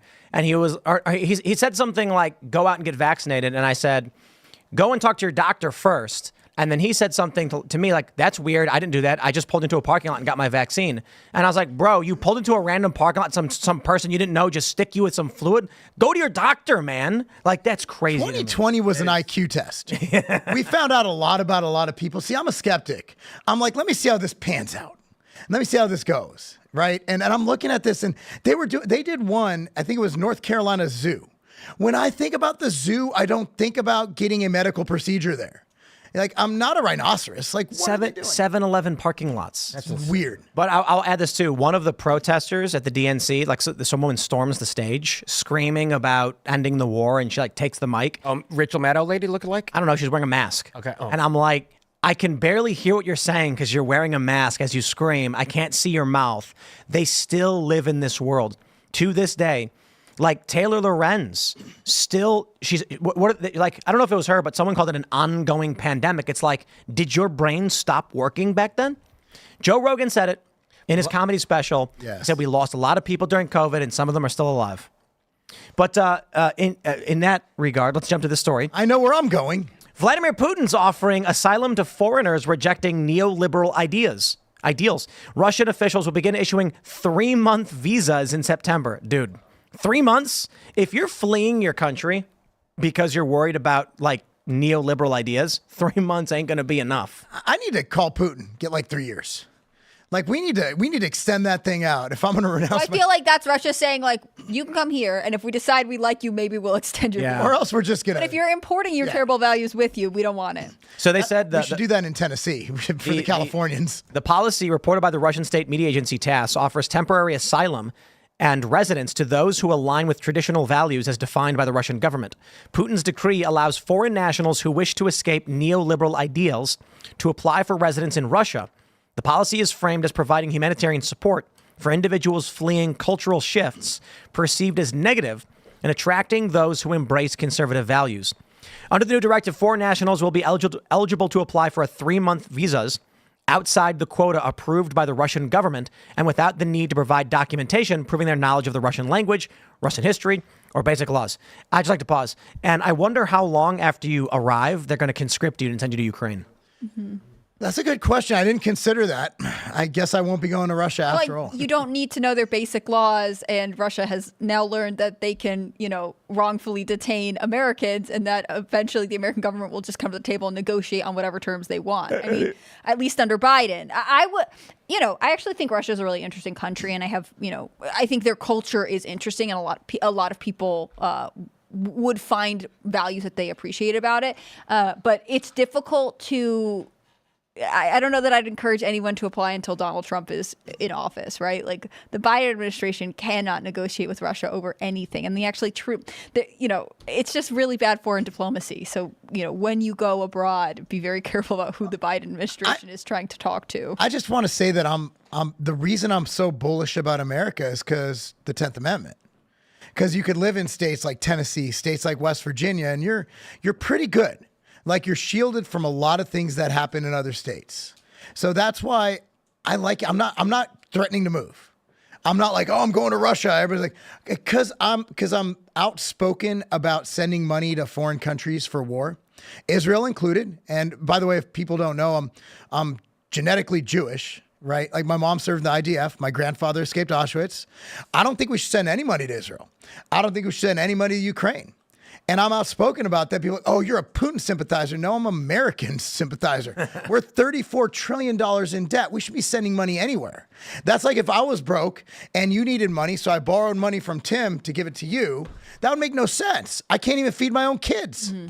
It's ridiculous. But yeah, I mean, look, Putin's, I don't know if this is a PR ploy or if he's just saying it to rub it in that people might come to Russia. I don't know what his motive is. Yeah, they're going to send you to Siberia, and then you're going to be living in eternal winter or something. It'd be like Rocky IV. I think it is to remind people in the West that, like, their values are not as forward as you think they are. Like, there are lots of ideologies that are present in Western and European countries right now that I actually think are antithetical to American values. And I think we have shifted away from the fact that, like, China is actively run by the Communist Party, and for some reason Democrats are like, yeah, but we'd rather work with them than Russia. Like, interesting that we're like using different sliding scales to measure our world enemies. I think Americans are also we're isolated. Like, we don't understand. I've traveled abroad. I understand how these other countries, there's a lot of cool things in other countries. There's culture, there's their systems. Like, we think our way is the best way because we were taught that from a young age. American patriotism, nationalism, it puts us on this level where we don't empathize with other countries and their values. So we think, oh, this is wrong. And I could point to Sharia law, right? Like Sharia law, it's their culture. Who am I to speak about someone else's culture? Would it work here? Nah, I don't think my wife would go for that. But I think we need to empathize that our way of life doesn't necessarily have to be everybody's way of life. Spreading democracy, that doesn't have to be our end goal. Our goal should be to make America great. Yeah. Period. Agreed. I have a question about the China-Russia thing going on here. Is it because our politicians like China more than they like Russia? Is it because they make products for us and we make money from them, whereas Russia, we don't? Yes, China does have an economic stranglehold on America right now, and I think all of our politicians are aware of that.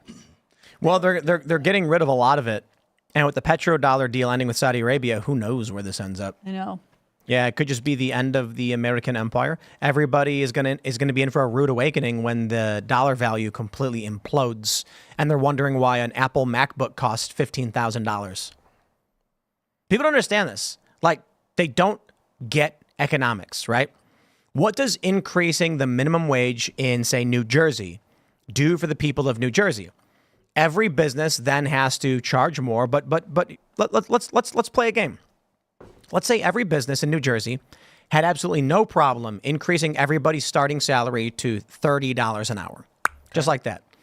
The businesses didn't get shut down. The government, New Jersey came in and said, we're giving everyone a flat grant to normalize all revenue. Prices are up. Everyone's wages instantly go up. And everyone goes, well, okay, the number is higher. Everything costs the exact same. It doesn't matter. The value of labor doesn't change. The number assigned to the labor that you're involved in is relative to the labor around you. If everyone was getting paid $30 an hour, then you'd have to increase the cost of the cheeseburgers made by the guy who gets paid $30 an hour to make the cheeseburger. Then when the construction worker comes in to buy a cheeseburger, he's like, why is the cheeseburger $37? It's like, because this guy gets paid $30 an hour to make them. In order to cover the cost of his government-mandated wage, the burger has to be sold for this amount of money. It changes nothing.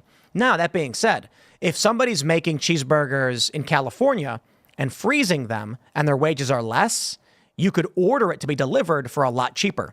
That's basically how it works here in the United States with China. China's wages are dirt. Yeah. So we get things made for dirt cheap and they sell it here. The only problem is that means US dollars are being extracted and brought to China so that China can then spend whatever they want with them and our dollars are leaving our own country.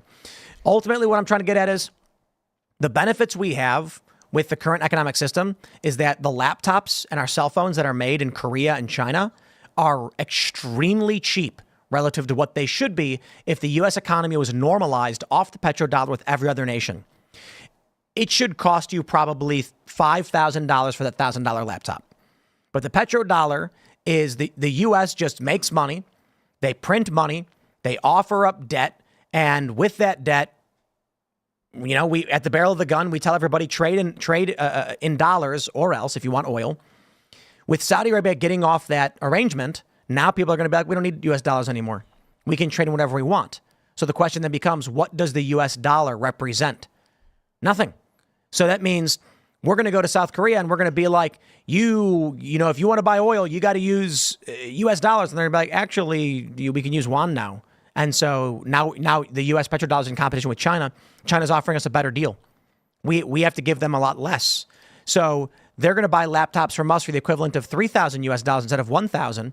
And we're not going to sell to you anymore. Then the US prices are going to skyrocket. All of your imports are going to go through the roof unless, actually, I don't think there's an unless. I don't think there is either. Right. It's coming. And have you ever priced out product like, let's say, gym bags? Have you ever priced it out something like that in the US and in China for the same product? Oh, I have, yes. It's $5 to probably $40. Oh, yeah. Easily. So we're putting skateboards together for the boonies. People are asking about like the skateboard we have behind Hannah Claire that says "Step on Sneck and find out," and everybody wants one. We've got it's slightly redesigned. The boonies logo is updated, and so we're getting all American made stuff. Nice. And they have these, and you know it's really sad, man. I gotta be completely honest. We're talking to these manufacturers, and they're like, "We can do American made, or we can do Chinese made." Yeah. And we're like, "No, we're not going to go anywhere near Chinese made. We want American made." And they're like, "Well, we'll send you samples. You let us know what you think." We get these samples, and a couple of them are just amazing. Chinese. Oh, yeah? Yep. The Chinese gym bags are better every time. Yep. Every time. They're better made, better quality. They'll last forever. I did not expect that. I was like, "Hey, which board is this one?" Like, "Oh, that one's the China one." I was like, "Really?" Yeah. Wow. They do good work. But the problem is, you take North American rock maple, harvest it, ship it to China.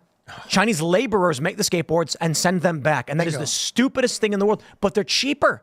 And so we have to sell $10 more per board.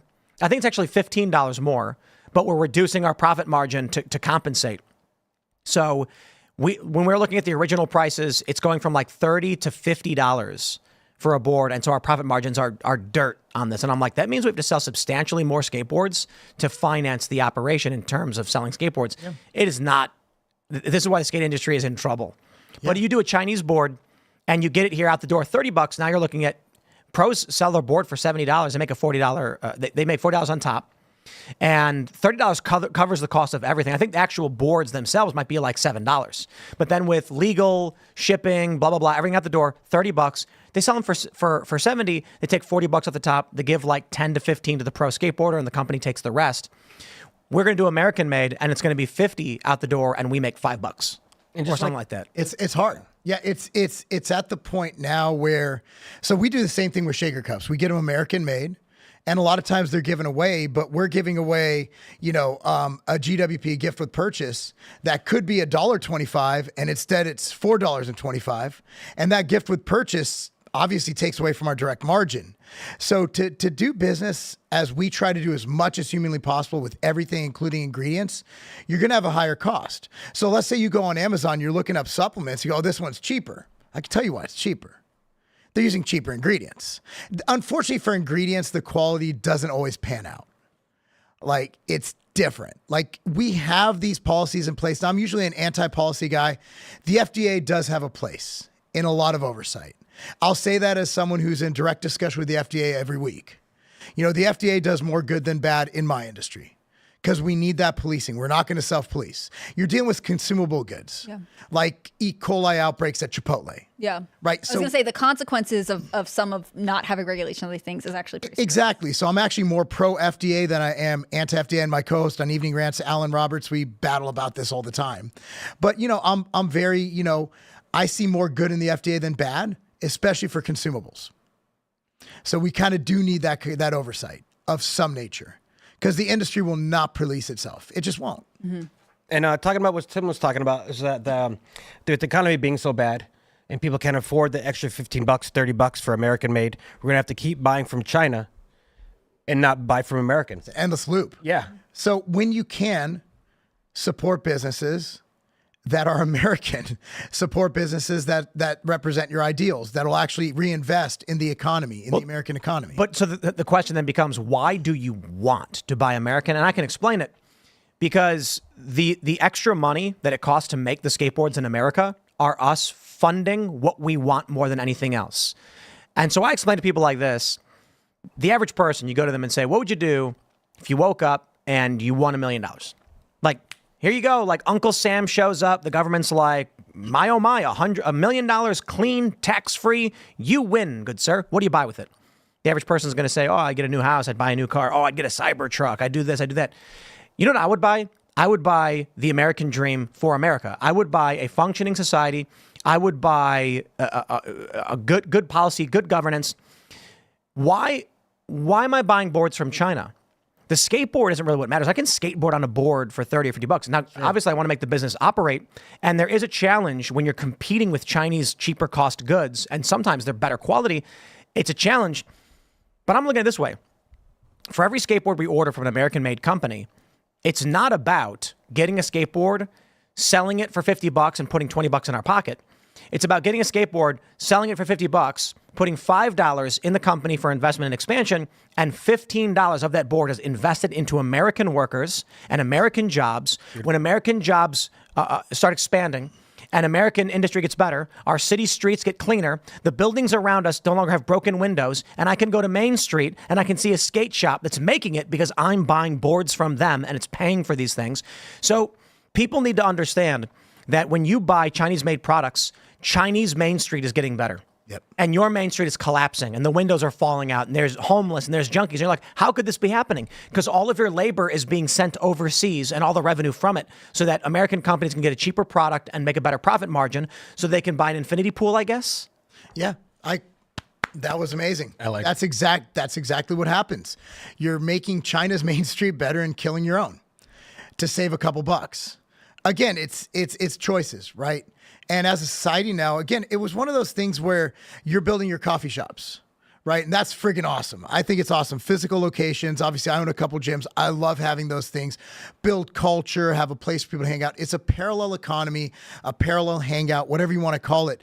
But that's, as a group who we need to support, we complain all we want. But the difference is to do what Tim's doing and actually put your money where your mouth is. That's something a lot of people don't do. So, you know, it's just about kind of putting your money where your mouth is. Do you think walking the walk? Internet, this is kind of off topic, but do you think that internet commerce has hurt the brick and mortar business model? I hear so many stories of people saying like, I don't want to open a store because that will cut into profits. Like if you're trying to start a business right now, it seems like being more direct to customer, not having to pay for the overhead of a store. It's kind of mandatory because it's so everyone's margins are so tight right now. I think it's evolved. So I think that brick and mortar still exist. Mm-hmm. The people still want to go to the store. They still want to touch the product, feel the product, put it in their cart. Yeah. People want to do that. People want to go out. If I'm buying a computer, I want to go to the store and, okay, what's this? What's that? What's the best computer? Talk to the guy there, right? The internet is something I see it evolves. I think people could evolve to an internet buyer where they start out in brick and mortar and then they know what they want to buy. So they just go, I'm just going to get this online. But as an online retailer, I think it works hand in hand with brick and mortar. And we try to operate our online facility like you would a brick and mortar. Like we're a family-owned business. You could talk to us. We're easily reachable, easily available. So we try to make it as close to a brick and mortar experience as possible. But I don't think brick and mortar will ever die. I just think it's evolved. Mm-hmm. People are still going out. People are still buying stuff. Problem is they're not going out and buying stuff as much. You just don't have as much expendable income. Yeah. Yeah. That's what I wanted to do with this anti-Times Square in Martinsburg, but we got to get people who want to do it. And that's the challenge. There's already some really great businesses. They're very base. They're great. And obviously we're putting our shop there, our coffee shop. Next door to us, we have Mamba Collectibles, which is good people. Yeah, trading cards, sports cards, and I like to play Magic the Gathering there on Saturday. Do you have room for sometime. a supplement shop? Absolutely. I mean, it's not even about me. It's like if you went to, if you looked in Martinsburg and you looked, there's a bunch of places that are open and available for business. And so what I was hoping is just by putting it on the ether on this show with the millions of people who listen and said, you know, it'd be really cool, a public square store, which is like a Walgreens, which you walk in and all the products are public square companies. Cousin T's Diner.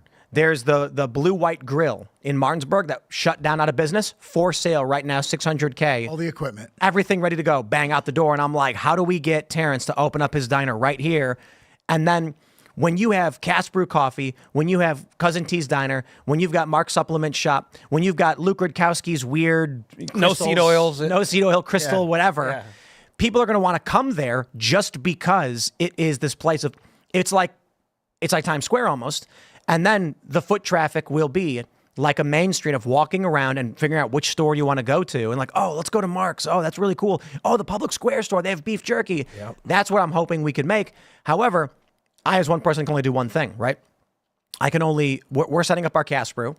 We're trying to get the coffee shop and the club going. We're dealing with permits and it's a historic building, so it's been taking forever. But it'll happen. I don't know. Because it will happen. We're getting there. Sure.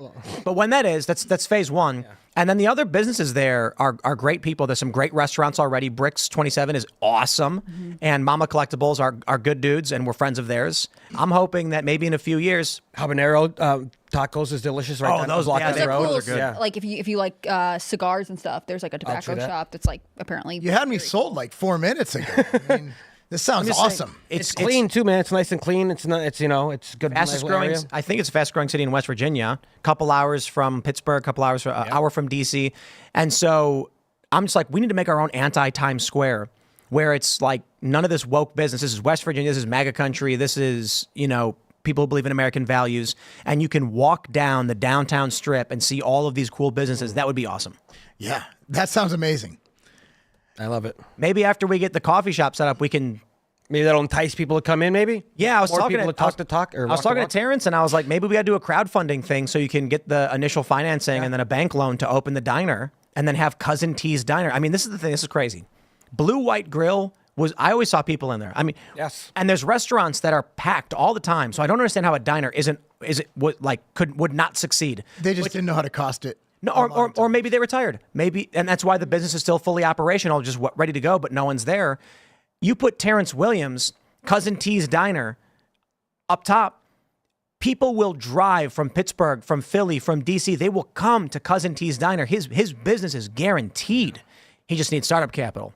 So figuring out how we can I want a Papa Jack's Pizza Shack. That's what I want more than anything.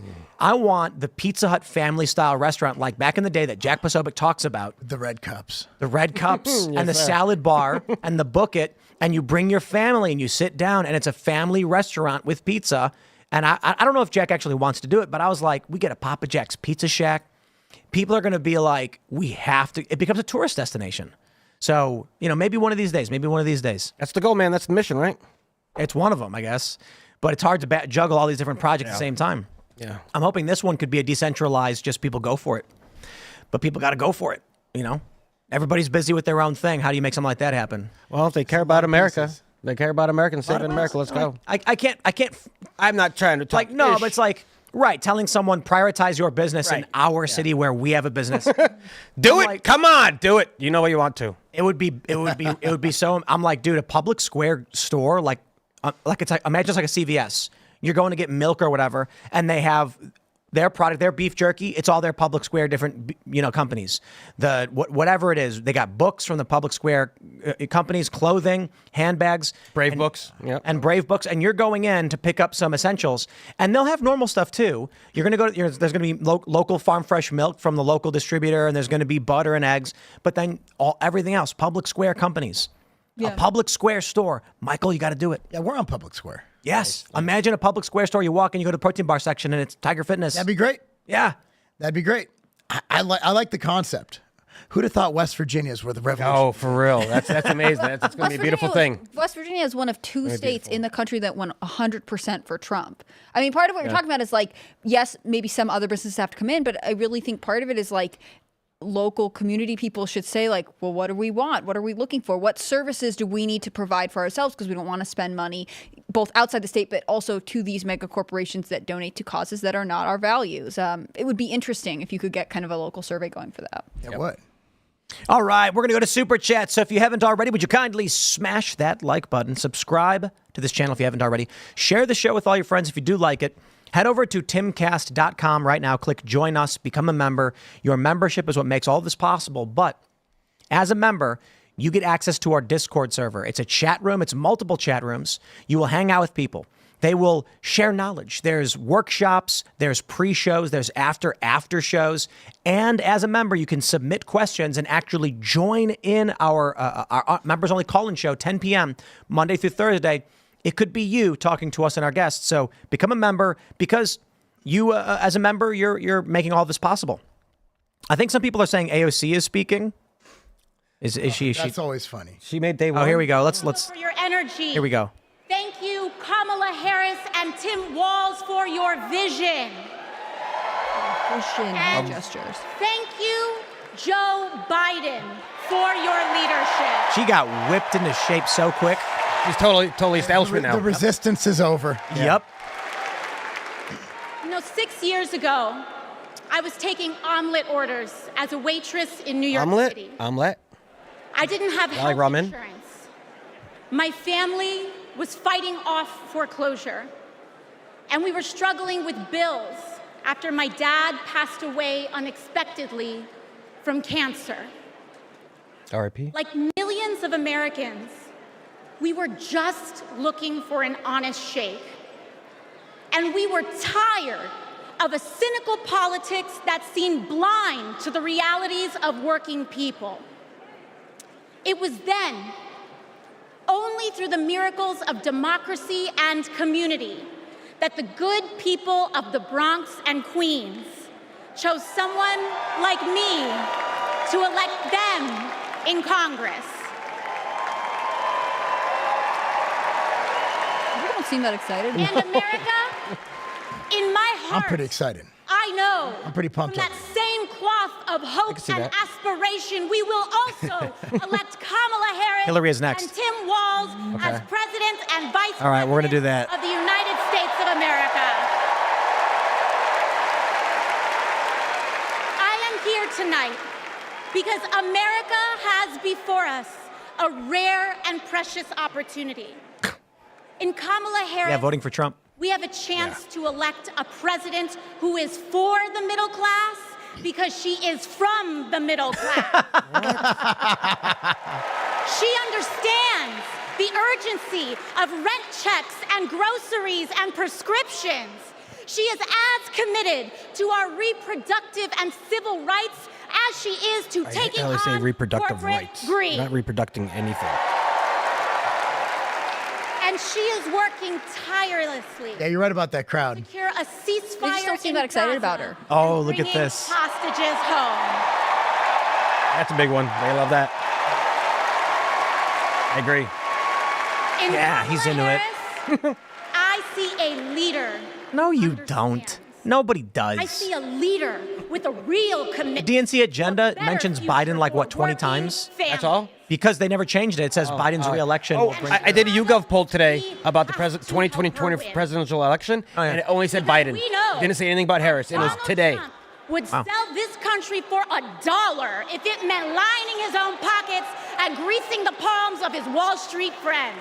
They always do the Wall Street And thing. I It's like, the dude, that's weirdest 10, thing. 10 am 13 years tired ago. It's not a thing about- anymore. Of hearing about how a two-bit union buster thinks of himself as more of a patriot than the woman who fights every single day. Hey, that made to lift made working zero sense, people what she just out said. From under the boots of greed, Yeah, but tricked dumb people into believe the this. way of I know, life. it's sad, man. You're talking to the lowest common denominator. You cannot love It's this sad. country. It's just terrible. Complete You smooth only brains. fight for the wealthy and big business. Oh, I can't wait to hear Hillary. I'm excited for To that one. love this country is to fight for its people. All people, working people, everyday People. Americans like bartenders and factory workers and fast food cashiers who punch a clock and are on their She's just naming feet her jobs. all day. Bartenders and fast food workers. Jobs It's her out resume. there. And members of Congress. You know, if they had OnlyFans when she was younger, Ever we would since I never was had to deal with it. have attacked me by saying that I should go back to bartending. I was. Oh, wait, look. But let me tell you, I'm happy to any day of the week because there is Okay. nothing wrong with working for a living. Let's see it. Honestly, like, go bartend a little bit. I'm sure she would do it. Let's see it. Imagine. 1 week. I don't know. She's so uppity nowadays. having leaders She wouldn't be able to fit the in. White House who understand that. Leaders like Kamala and Tim. She's too busy fundraising. But Chicago, Well, she could fundraise off that. just because the choice is clear to us does not mean that the path will be easy. Over the next 78 days, we will have to pour every ounce, days. every minute, every moment into making history on November 5th. Pelosi went to AOC and said, we'll kick you out, or you can be the next speaker. But Fall in line. And AOC said, done We deal. cannot cannot This happened, like a year ago? Something was going on, and they were fighting her. And then next And thing she you know, was- I think it's telling that she's supposed to be this rising star, and she's not later in the week. Yeah. But she's an early day. Along with right before Hillary. In the House and They said you can be a bartender again, or you can be a speaker in 30 years. Pick one. And she was like, I want to be speaker. And they're like, then you will do as you're told. That's how it works. Yep. because of you. Politics are working dirty. Parents Yep. Trying to afford rent and childcare. Kamala is for you. No, she's not. If you are a senior who had to go back to work because your retirement didn't stretch far enough, Kamala is for you. Ow. If you're an immigrant I was gonna ask that, family yeah. just starting your American story, Kakamala? You see that? Kamala is for you. You saw that? Oh, on the The CC? subtitles Yeah. are based. The most basic. Kakamala. The subtitles are just. When we Are those AI or is it some guy just like Kakamala? I think it's AI. Organize our communities and elect Kamala Harris to the presidency Did she like stutter maybe? Kamala? We will send a I loud didn't hear a message stutter. No. that the people of this nation will not go back. We choose a new path and open the door to a new day, one that is for the people and by the people. For the people is today's Thank theme. you. At the, Thank you very much. They're stealing everything from the right. God bless you all. Feed the people. Are you guys ready for Hillary I love Clinton? how they throw out God bless when they're literally having an abortion rally in the parking lot. I hate when they say God bless. It's like you don't go to church. Like it doesn't mean anything when it comes from you. I don't know if God's Wait, down wait. with that, bro. Hillary, doubt. Hillary Clinton. Coming right up right away. Hillary Clinton. Wow. Hillary. How about that AOC? No. I know that guy. He's an actor, dude. So tired. I think we had I drank with him once at Kelly. So Kamala Harris's story begins in a middle-class neighborhood in the East Bay. Yeah. In a modest apartment above a nursery school, in a close-knit community Wanna say where freedom? people looked out for one another.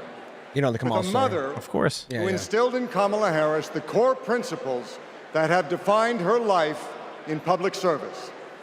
These are the experiences that made her the leader she is today. This guy's not Hillary Clinton. It says on the speaker list that Hillary's supposed to be after AOC. You can't just. Are they going to make us watch this because they know we want to watch they Hillary? are. This is in was a very Yeah, they got like a heartwarming story in the middle. middle class, It was like- tight knit community. Is her mom? Families going to church on Sunday. It looks like a sister. Kids playing in the front yard.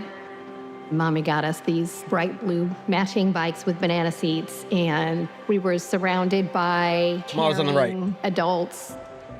This neighborhood on Bancroft Way, we've spent so much time here. Behind me is where it all began. Her mom, Shamala, rented the apartment. Shamala and Kamala? above That's her name, Shamala? amazing. Sounds I'm like not even mad about that. That's hilarious. Yeah. That's good. Yeah. I'm okay with it. was a single mom. That's Life was awesome. not Isn't there like a easy Pee for Wee them. Herman song? Also, now I know how to pronounce Shamalama- her daughters. Fierce. Shamalala Ding Dong. Kamala herself says that her mom told her that she may be the first to do many things, but to make sure that she's not the last. She's always been that kind of person, a true leader, and very protective of her friends and her family. When Kamala was all of 4 years old, her best friend in kindergarten, Stacy Johnson, got into It's so something interesting that this with was going to another be like kid a on the big playground. Biden pep rally This until one 3 particular weeks day, ago. we And they had to had script made all some of clay this Yeah. art, art. and this one boy And all in the our reports on class had Biden's taken address, mine which for was whatever Twitter tonight, reason, they're like, and threw it's it his on the first of ground, several and it farewell shattered. speeches to the nation So as he wraps up his Kamala, being political very career. protective, Shouldn't a farewell speech be like jumped in front one? of me and Yeah. stood up to They're going him. to make him suffer. It's like me, Brett that Favre keeps shows coming out of kind retirement to do another He's season. always been. Is he back to again? Stand Brett up. Favre? Yeah. Brett Favre's like 60. Stand up. for Okay, the I was I underdog. haven't played been into his I 40s haven't been now. watching Oh, for a yeah. minute. Kamala Tom Brady actually carries could come back the and still ball. lessons I believe that. of our mother. I'm a the Dolphin fan, fighting but spirit you know he's of the our he's the mother. goat. I The can't get greatest mad at of him. all Yeah, compassion. I can't get mad. And I have seen it So sorry about over the Dolphin. and over again in our growing up. Thank you. I We were appreciate in that. high school. My sister's friend, Wanda, was being Wanda molested Sykes? by a family member. Oh my And God. Kamala just jumped in. She wanted her to come and stay with us. This is Kakamala again. Kakamala. Look, it says it again. Kakamala. Hey, Kamala. Is Kamala. She can't help herself from standing up for people and standing up for what she thinks is right. She has been that way our whole lives. Being a protector is what led her to become a prosecutor. Saying the same thing. Looking back now, I can I don't say know why it they was told a her story fault. about her being 6 years old. Like, what does that have to do with anything today? It's just to make her a person. No, I know. Nothing. She also Terrible. enslaved a bunch Please of welcome people in California Stacey for free Johnson work. Batiste Amen. And And almost didn't let a dude get off this is prison not row. right. false advertising. we're not. Hey. I want a super chat. I don't want to listen to these ladies. I pulled up the schedule. I I got like it the right way here. you think, HCB. It says AOC followed by Hillary Clinton. And who is this? They're not even on the list. Are they going to introduce Hillary? They're introducing the person who's introducing Hillary Clinton. No, they have introduced, like they do have people introducing. We are so excited and honored to be here with you. Kamala and I have known each Not interested. I don't know who that is. That's going to be Kamala's mom, I think it says. Doris Johnson. It's like her friend. Oh. Where are they on the list? I'm not trying to read the words. It's going by. I don't see them here on the list. Why were they let in? We'll grab some super chats, and then if Hillary pops up in the meantime. Hillary pops up as she's apt to do. Okay. Out of nowhere. Token Black Guy says, howdy people, since Clint has abandoned the mantle of first comment, I hereby declare myself as king of the first comment. Any who dare challenge my claim, step up. Get it? Congratulations. There it is. All right, we'll grab some more. What have we here? Trinina Shout of Pressure says, Tim, did you see the last week's Politico article about white hat hackers finding vulnerabilities in voting machines? There's no time to fix them before the election. I think I saw something about it. I'm not sure. Maybe. Yeah. Good luck. Yeah. Gonna be fun, right? All right, where are we here? Star Trek Geek says, Democrats are Romulans, arrogant, sneaky, constantly deceitful, but occasionally too heavy-handed. Republicans are Klingons, obsessed with honor and decorum, but consistently incompetent. Live long and prosper from Iowa. Very nice. Sounds good. Yes, indeed. God bless you. John Marafa says, will the male attendees be sporting their I got snipped Snickers they receive from Planned Parenthood on the floor of the convention? Oh, no, they'll be limping. I don't know if those stickers are real, but someone, like a Turning Point person, whoever's on the ground, should make them really quickly and start passing them out so we start seeing this. I think that would be kind of a funny counter, like semi-counter protest. I got snipped for a hot dog. Devin Fail says, we had Democrat canvassers in our neighborhood today. We have no trespassing posted everywhere. Called the cops and had them all trespassed. Whoa. They entered people's closed screen porches. Charges to come. It's lawfare warfare. Wow. Let's really? go. Shout out Devin. Wow. That's kind of crazy. That creeps me out. Like, it's one thing to stand outside and knock on someone's door. You don't go in the screen porch. Screen porch, come on. Well, it's not just that. Like at the castle, the old property, we had a big sign saying no trespassing. Nobody cared. It didn't mean anything. So we set up a physical barrier. It doesn't matter what kind of barrier it is. If someone crosses a physical barrier, it's now burglary. It's not trespassing. Really? Yeah. So we set up this like pull rope thing, and people would still drive up to the property and take it off and try and come in. And then we're like, you will go to jail. That's like, crazy. we will prosecute you if you. We have no choice. So we had one issue where, we had people saying like, no, don't prosecute. And I was like, if we don't prosecute people who commit burglary, we have little standing in the future. And we are basically saying we don't, no. Oh, here she is. You like do what you want to at that point. All in white. What a classic lady. She has no facial surgery ever. Stone cold killer, baby. All right, you do it correct. Most gangster Katy ever. Perry song? Yes. Thank you so much. Thank you. Great. Wait. It's not a Katy Oh, no, Perry. that's Sarah Bareilles. Okay. I just want to see you again.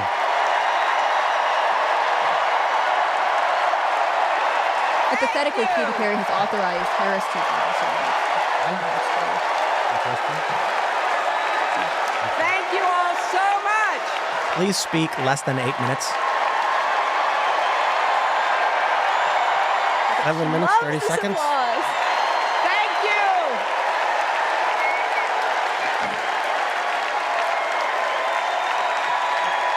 She's such an evil woman. The worst. Speaking of body count, I want one of these girls who does like outfit analysis to like price her outfit. It's a good bit where it's like someone asks her, "What's your body count?" and she's like, 73. Oh wait, did you mean partners? Oh man. Thank you so much.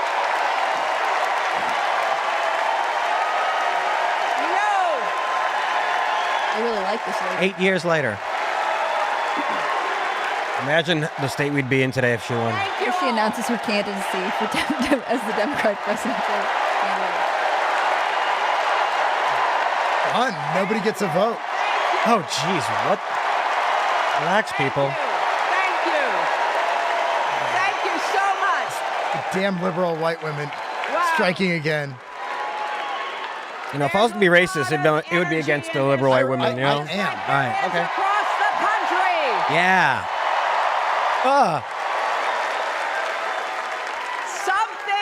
Something is happening. I know Skeletor was a Democrat. in America. She's right about that. You can feel it. Yes. Something we've worked for and dreamed of for a long time. Trump winning. First, though, let's salute President Biden. They're Hey. doing their best. Harumph. Harumph. Harumph, he says. They want this to be He Biden's has last night been on stage ever. Yeah. They're gonna be like, stop talking. Go away. Champion at home and Oh, abroad. democracy's champion. He brought dignity, decency, and competence back Competence. to the White House. Competence. Dignity? Oh, she picked Yeah. some interesting words. Yes, she did. He's accused of pooping his And pants at he the Resolute showed desk. What it means to be He got a kicked out, he's true so competent. patriot. A true patriot. Joe Biden is a Thank true you, patriot. Joe Did you guys Biden, know? for your lifetime of service and leadership. It's like borderline obituaries for him. Yeah. They're eulogizing Joe Biden. It's It's all very positive. strange. It's crazy. Eulogizing. Thank you, Trump. Thank you, Joe. Thank you, Trump. You think about it. I like how they talk like they're not in office right now. And now, Well, Trump would. I'm like, he's not there. and now we are writing a new chapter in America's story. You know, my mother Dorothy was born right here in Chicago before women had the right to vote. I still What? think that was a mistake. That changed. It's crazy. I didn't realize, like, she's old. 4 years ago yesterday. 104 years ago. Okay. Think She's about in it. her, like 70s, right? Yeah. So it makes me when I was like 30. Yeah, that's became crazy. The final state. Time flies, Tim. To Last ratify 100 years have been nuts. the Last 19th 20 years have been Amendment nuts. to the Constitution. The state legislature was deadlocked until one lawmaker's I mother, will a say, widow who read This 3 has more substance than newspapers any a of the Kamala day, Harris sent clips that we a saw. letter You know, at Already? least she's walking A through some letter sort of historical narrative. to her son. That's fair. No more delays, she wrote. What do y'all think about the Give 19th us Amendment? The vote. And Should we since get rid of that? day, every generation has carried the torch forward. In 1972, a fearless black congresswoman named Shirley Chisholm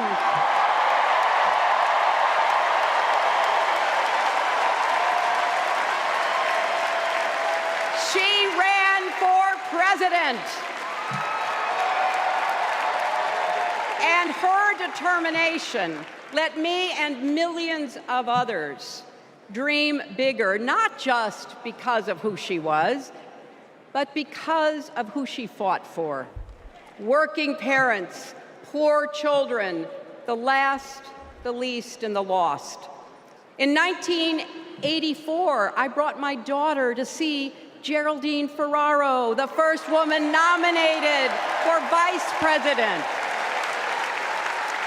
It's interesting she's almost we can do filibustering this, without having Jerry to comment on said the we Biden can do administration or anything. Kamala Harris so far. She's just kind of going over history. I don't know how long she's There going to was speak, but like, 2016 Gonna do that. when it was the honor of my life to accept our party's nomination for president.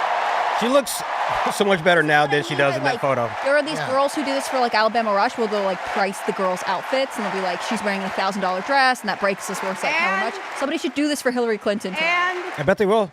nearly Yeah, they do it all the time. Oh, yeah, they're doing it. 66 million Americans voted for That looks a like future actually where a there one of are those no Tim, you used to want to make ceilings pillows on our filled with dreams. burlap sack? Or it looks like a burlap sack. Yeah, Supposed to be tweed. it's not flattering. Yeah. And afterwards, we refused to give up on America. Millions marched, many ran for office. We kept our eyes on the future. Well, my friends, the future is here. Is it?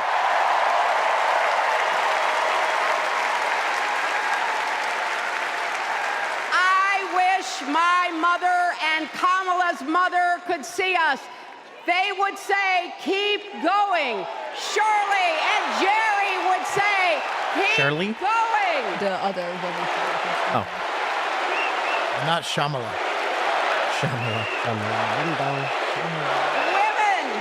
I had heard a rumor that fighting for Shyamalan didn't want Kamala to run for reproductive health president, care but I don't know if are that's saying, true. keep going. Families building better lives. Parents stretching to afford child care. Young people struggling to pay their rent. They're all asking us to keep going. You specifically, though. And they're asking not to keep going. They want to be able to afford things. With faith in each other Stop. and joy in our hearts, let's send Kamala Harris and Tim Walz to the White House. It's like an old angry woman at a retirement home just talking. Look, but she's a better speaker than Harris. Oh, yeah. Yeah. I agree. The story of my life and the history of our country is that progress is possible but not guaranteed. We have to fight for it and never, ever give up. There is always a choice. Do we push forward or pull back? Come together as we the people, or split into us versus them? That's the choice we face in this election. Kamala has the character, experience, and vision to This wasn't worth it. us No. forward. I just wonder what behind the scenes, like, this is everyone who's mad and bitter's night. Joe Biden is mad that he got forced out. She's mad that she never got the And her support she could have. integrity. She knows We her heart. both got I think Joe our Biden start thinks he as quit. young lawyers, helping children who were abused and neglected.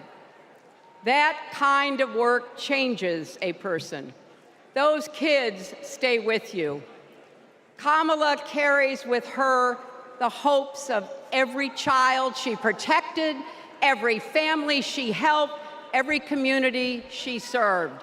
So as president, she will always have our backs, and she will be a fighter for us. She will fight to lower costs for hardworking families, open the doors wide for good-paying jobs, and yes, she will restore abortion rights nationwide. That's the number one thing. That's all they care about. All these people. All they care about. They just want to kill babies. Yeah, right. What are we going to kill babies? I feel like women are stupid. It's just like the worst. They're all like, abortion is this buzzword to send them into action. You know, they're doing like an abortion rights, what's it called, protest for Palestine today or yesterday? They're talking about, abortion rights in Palestine. Save us from it all. In defense Nobody cares about women's rights more than freedom Palestinians. Yeah. I don't know if abortion's legal there. fell asleep Who in knows? his own trial. And when he woke up, Just he resting made his his beautiful own blue kind of eyes. history. The first person to run for president with 34 felony convictions. The felony thing pisses me off because they're fake felonies. Right.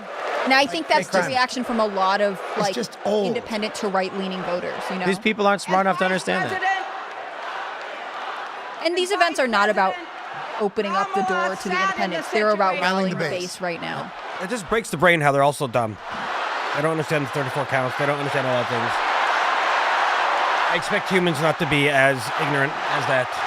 Well, these people are also aborting their kids, so. I know. They It's can't just, lock him up. What are they saying? Yeah, they're doing the lock 'em up. are they? They're not good at it. It was much clearer at the RNC.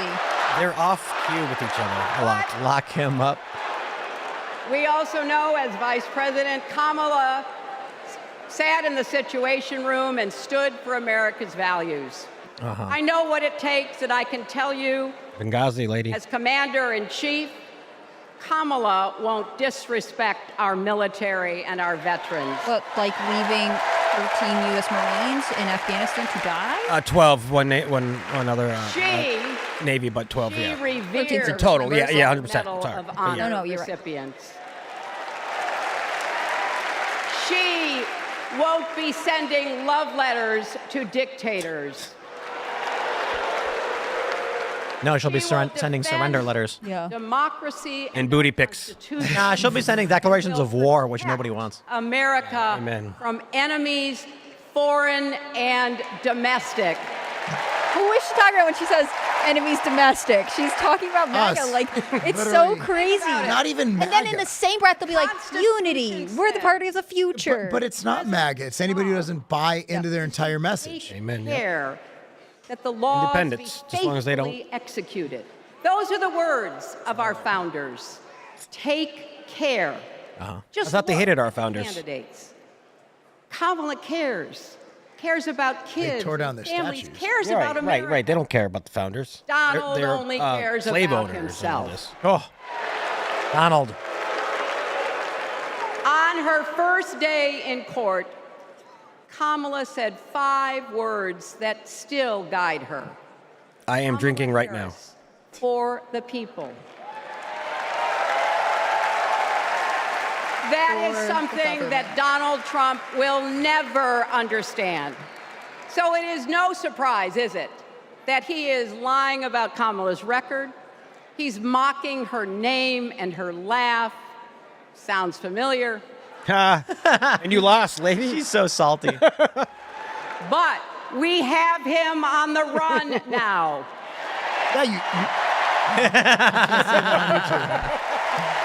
I can't say that. I held back. Family friendly. Good job, my friend. Further analysis on the after show. Yeah. I'd love to hear it. No matter Sorry. what the polls say, we can't let up. She's right. We can't get driven down crazy conspiracy rabbit holes. We have to fight for the truth. We have to They said fight Trump for wasn't shot. Kamala as That's a she conspiracy. will fight for us. Because you know what? 2025. Yeah. It still Specifically takes a denied it. village to raise a family, heal a country, and win a campaign. She's got 5 more minutes. That's it. That's all I'm doing. Good. I got to use.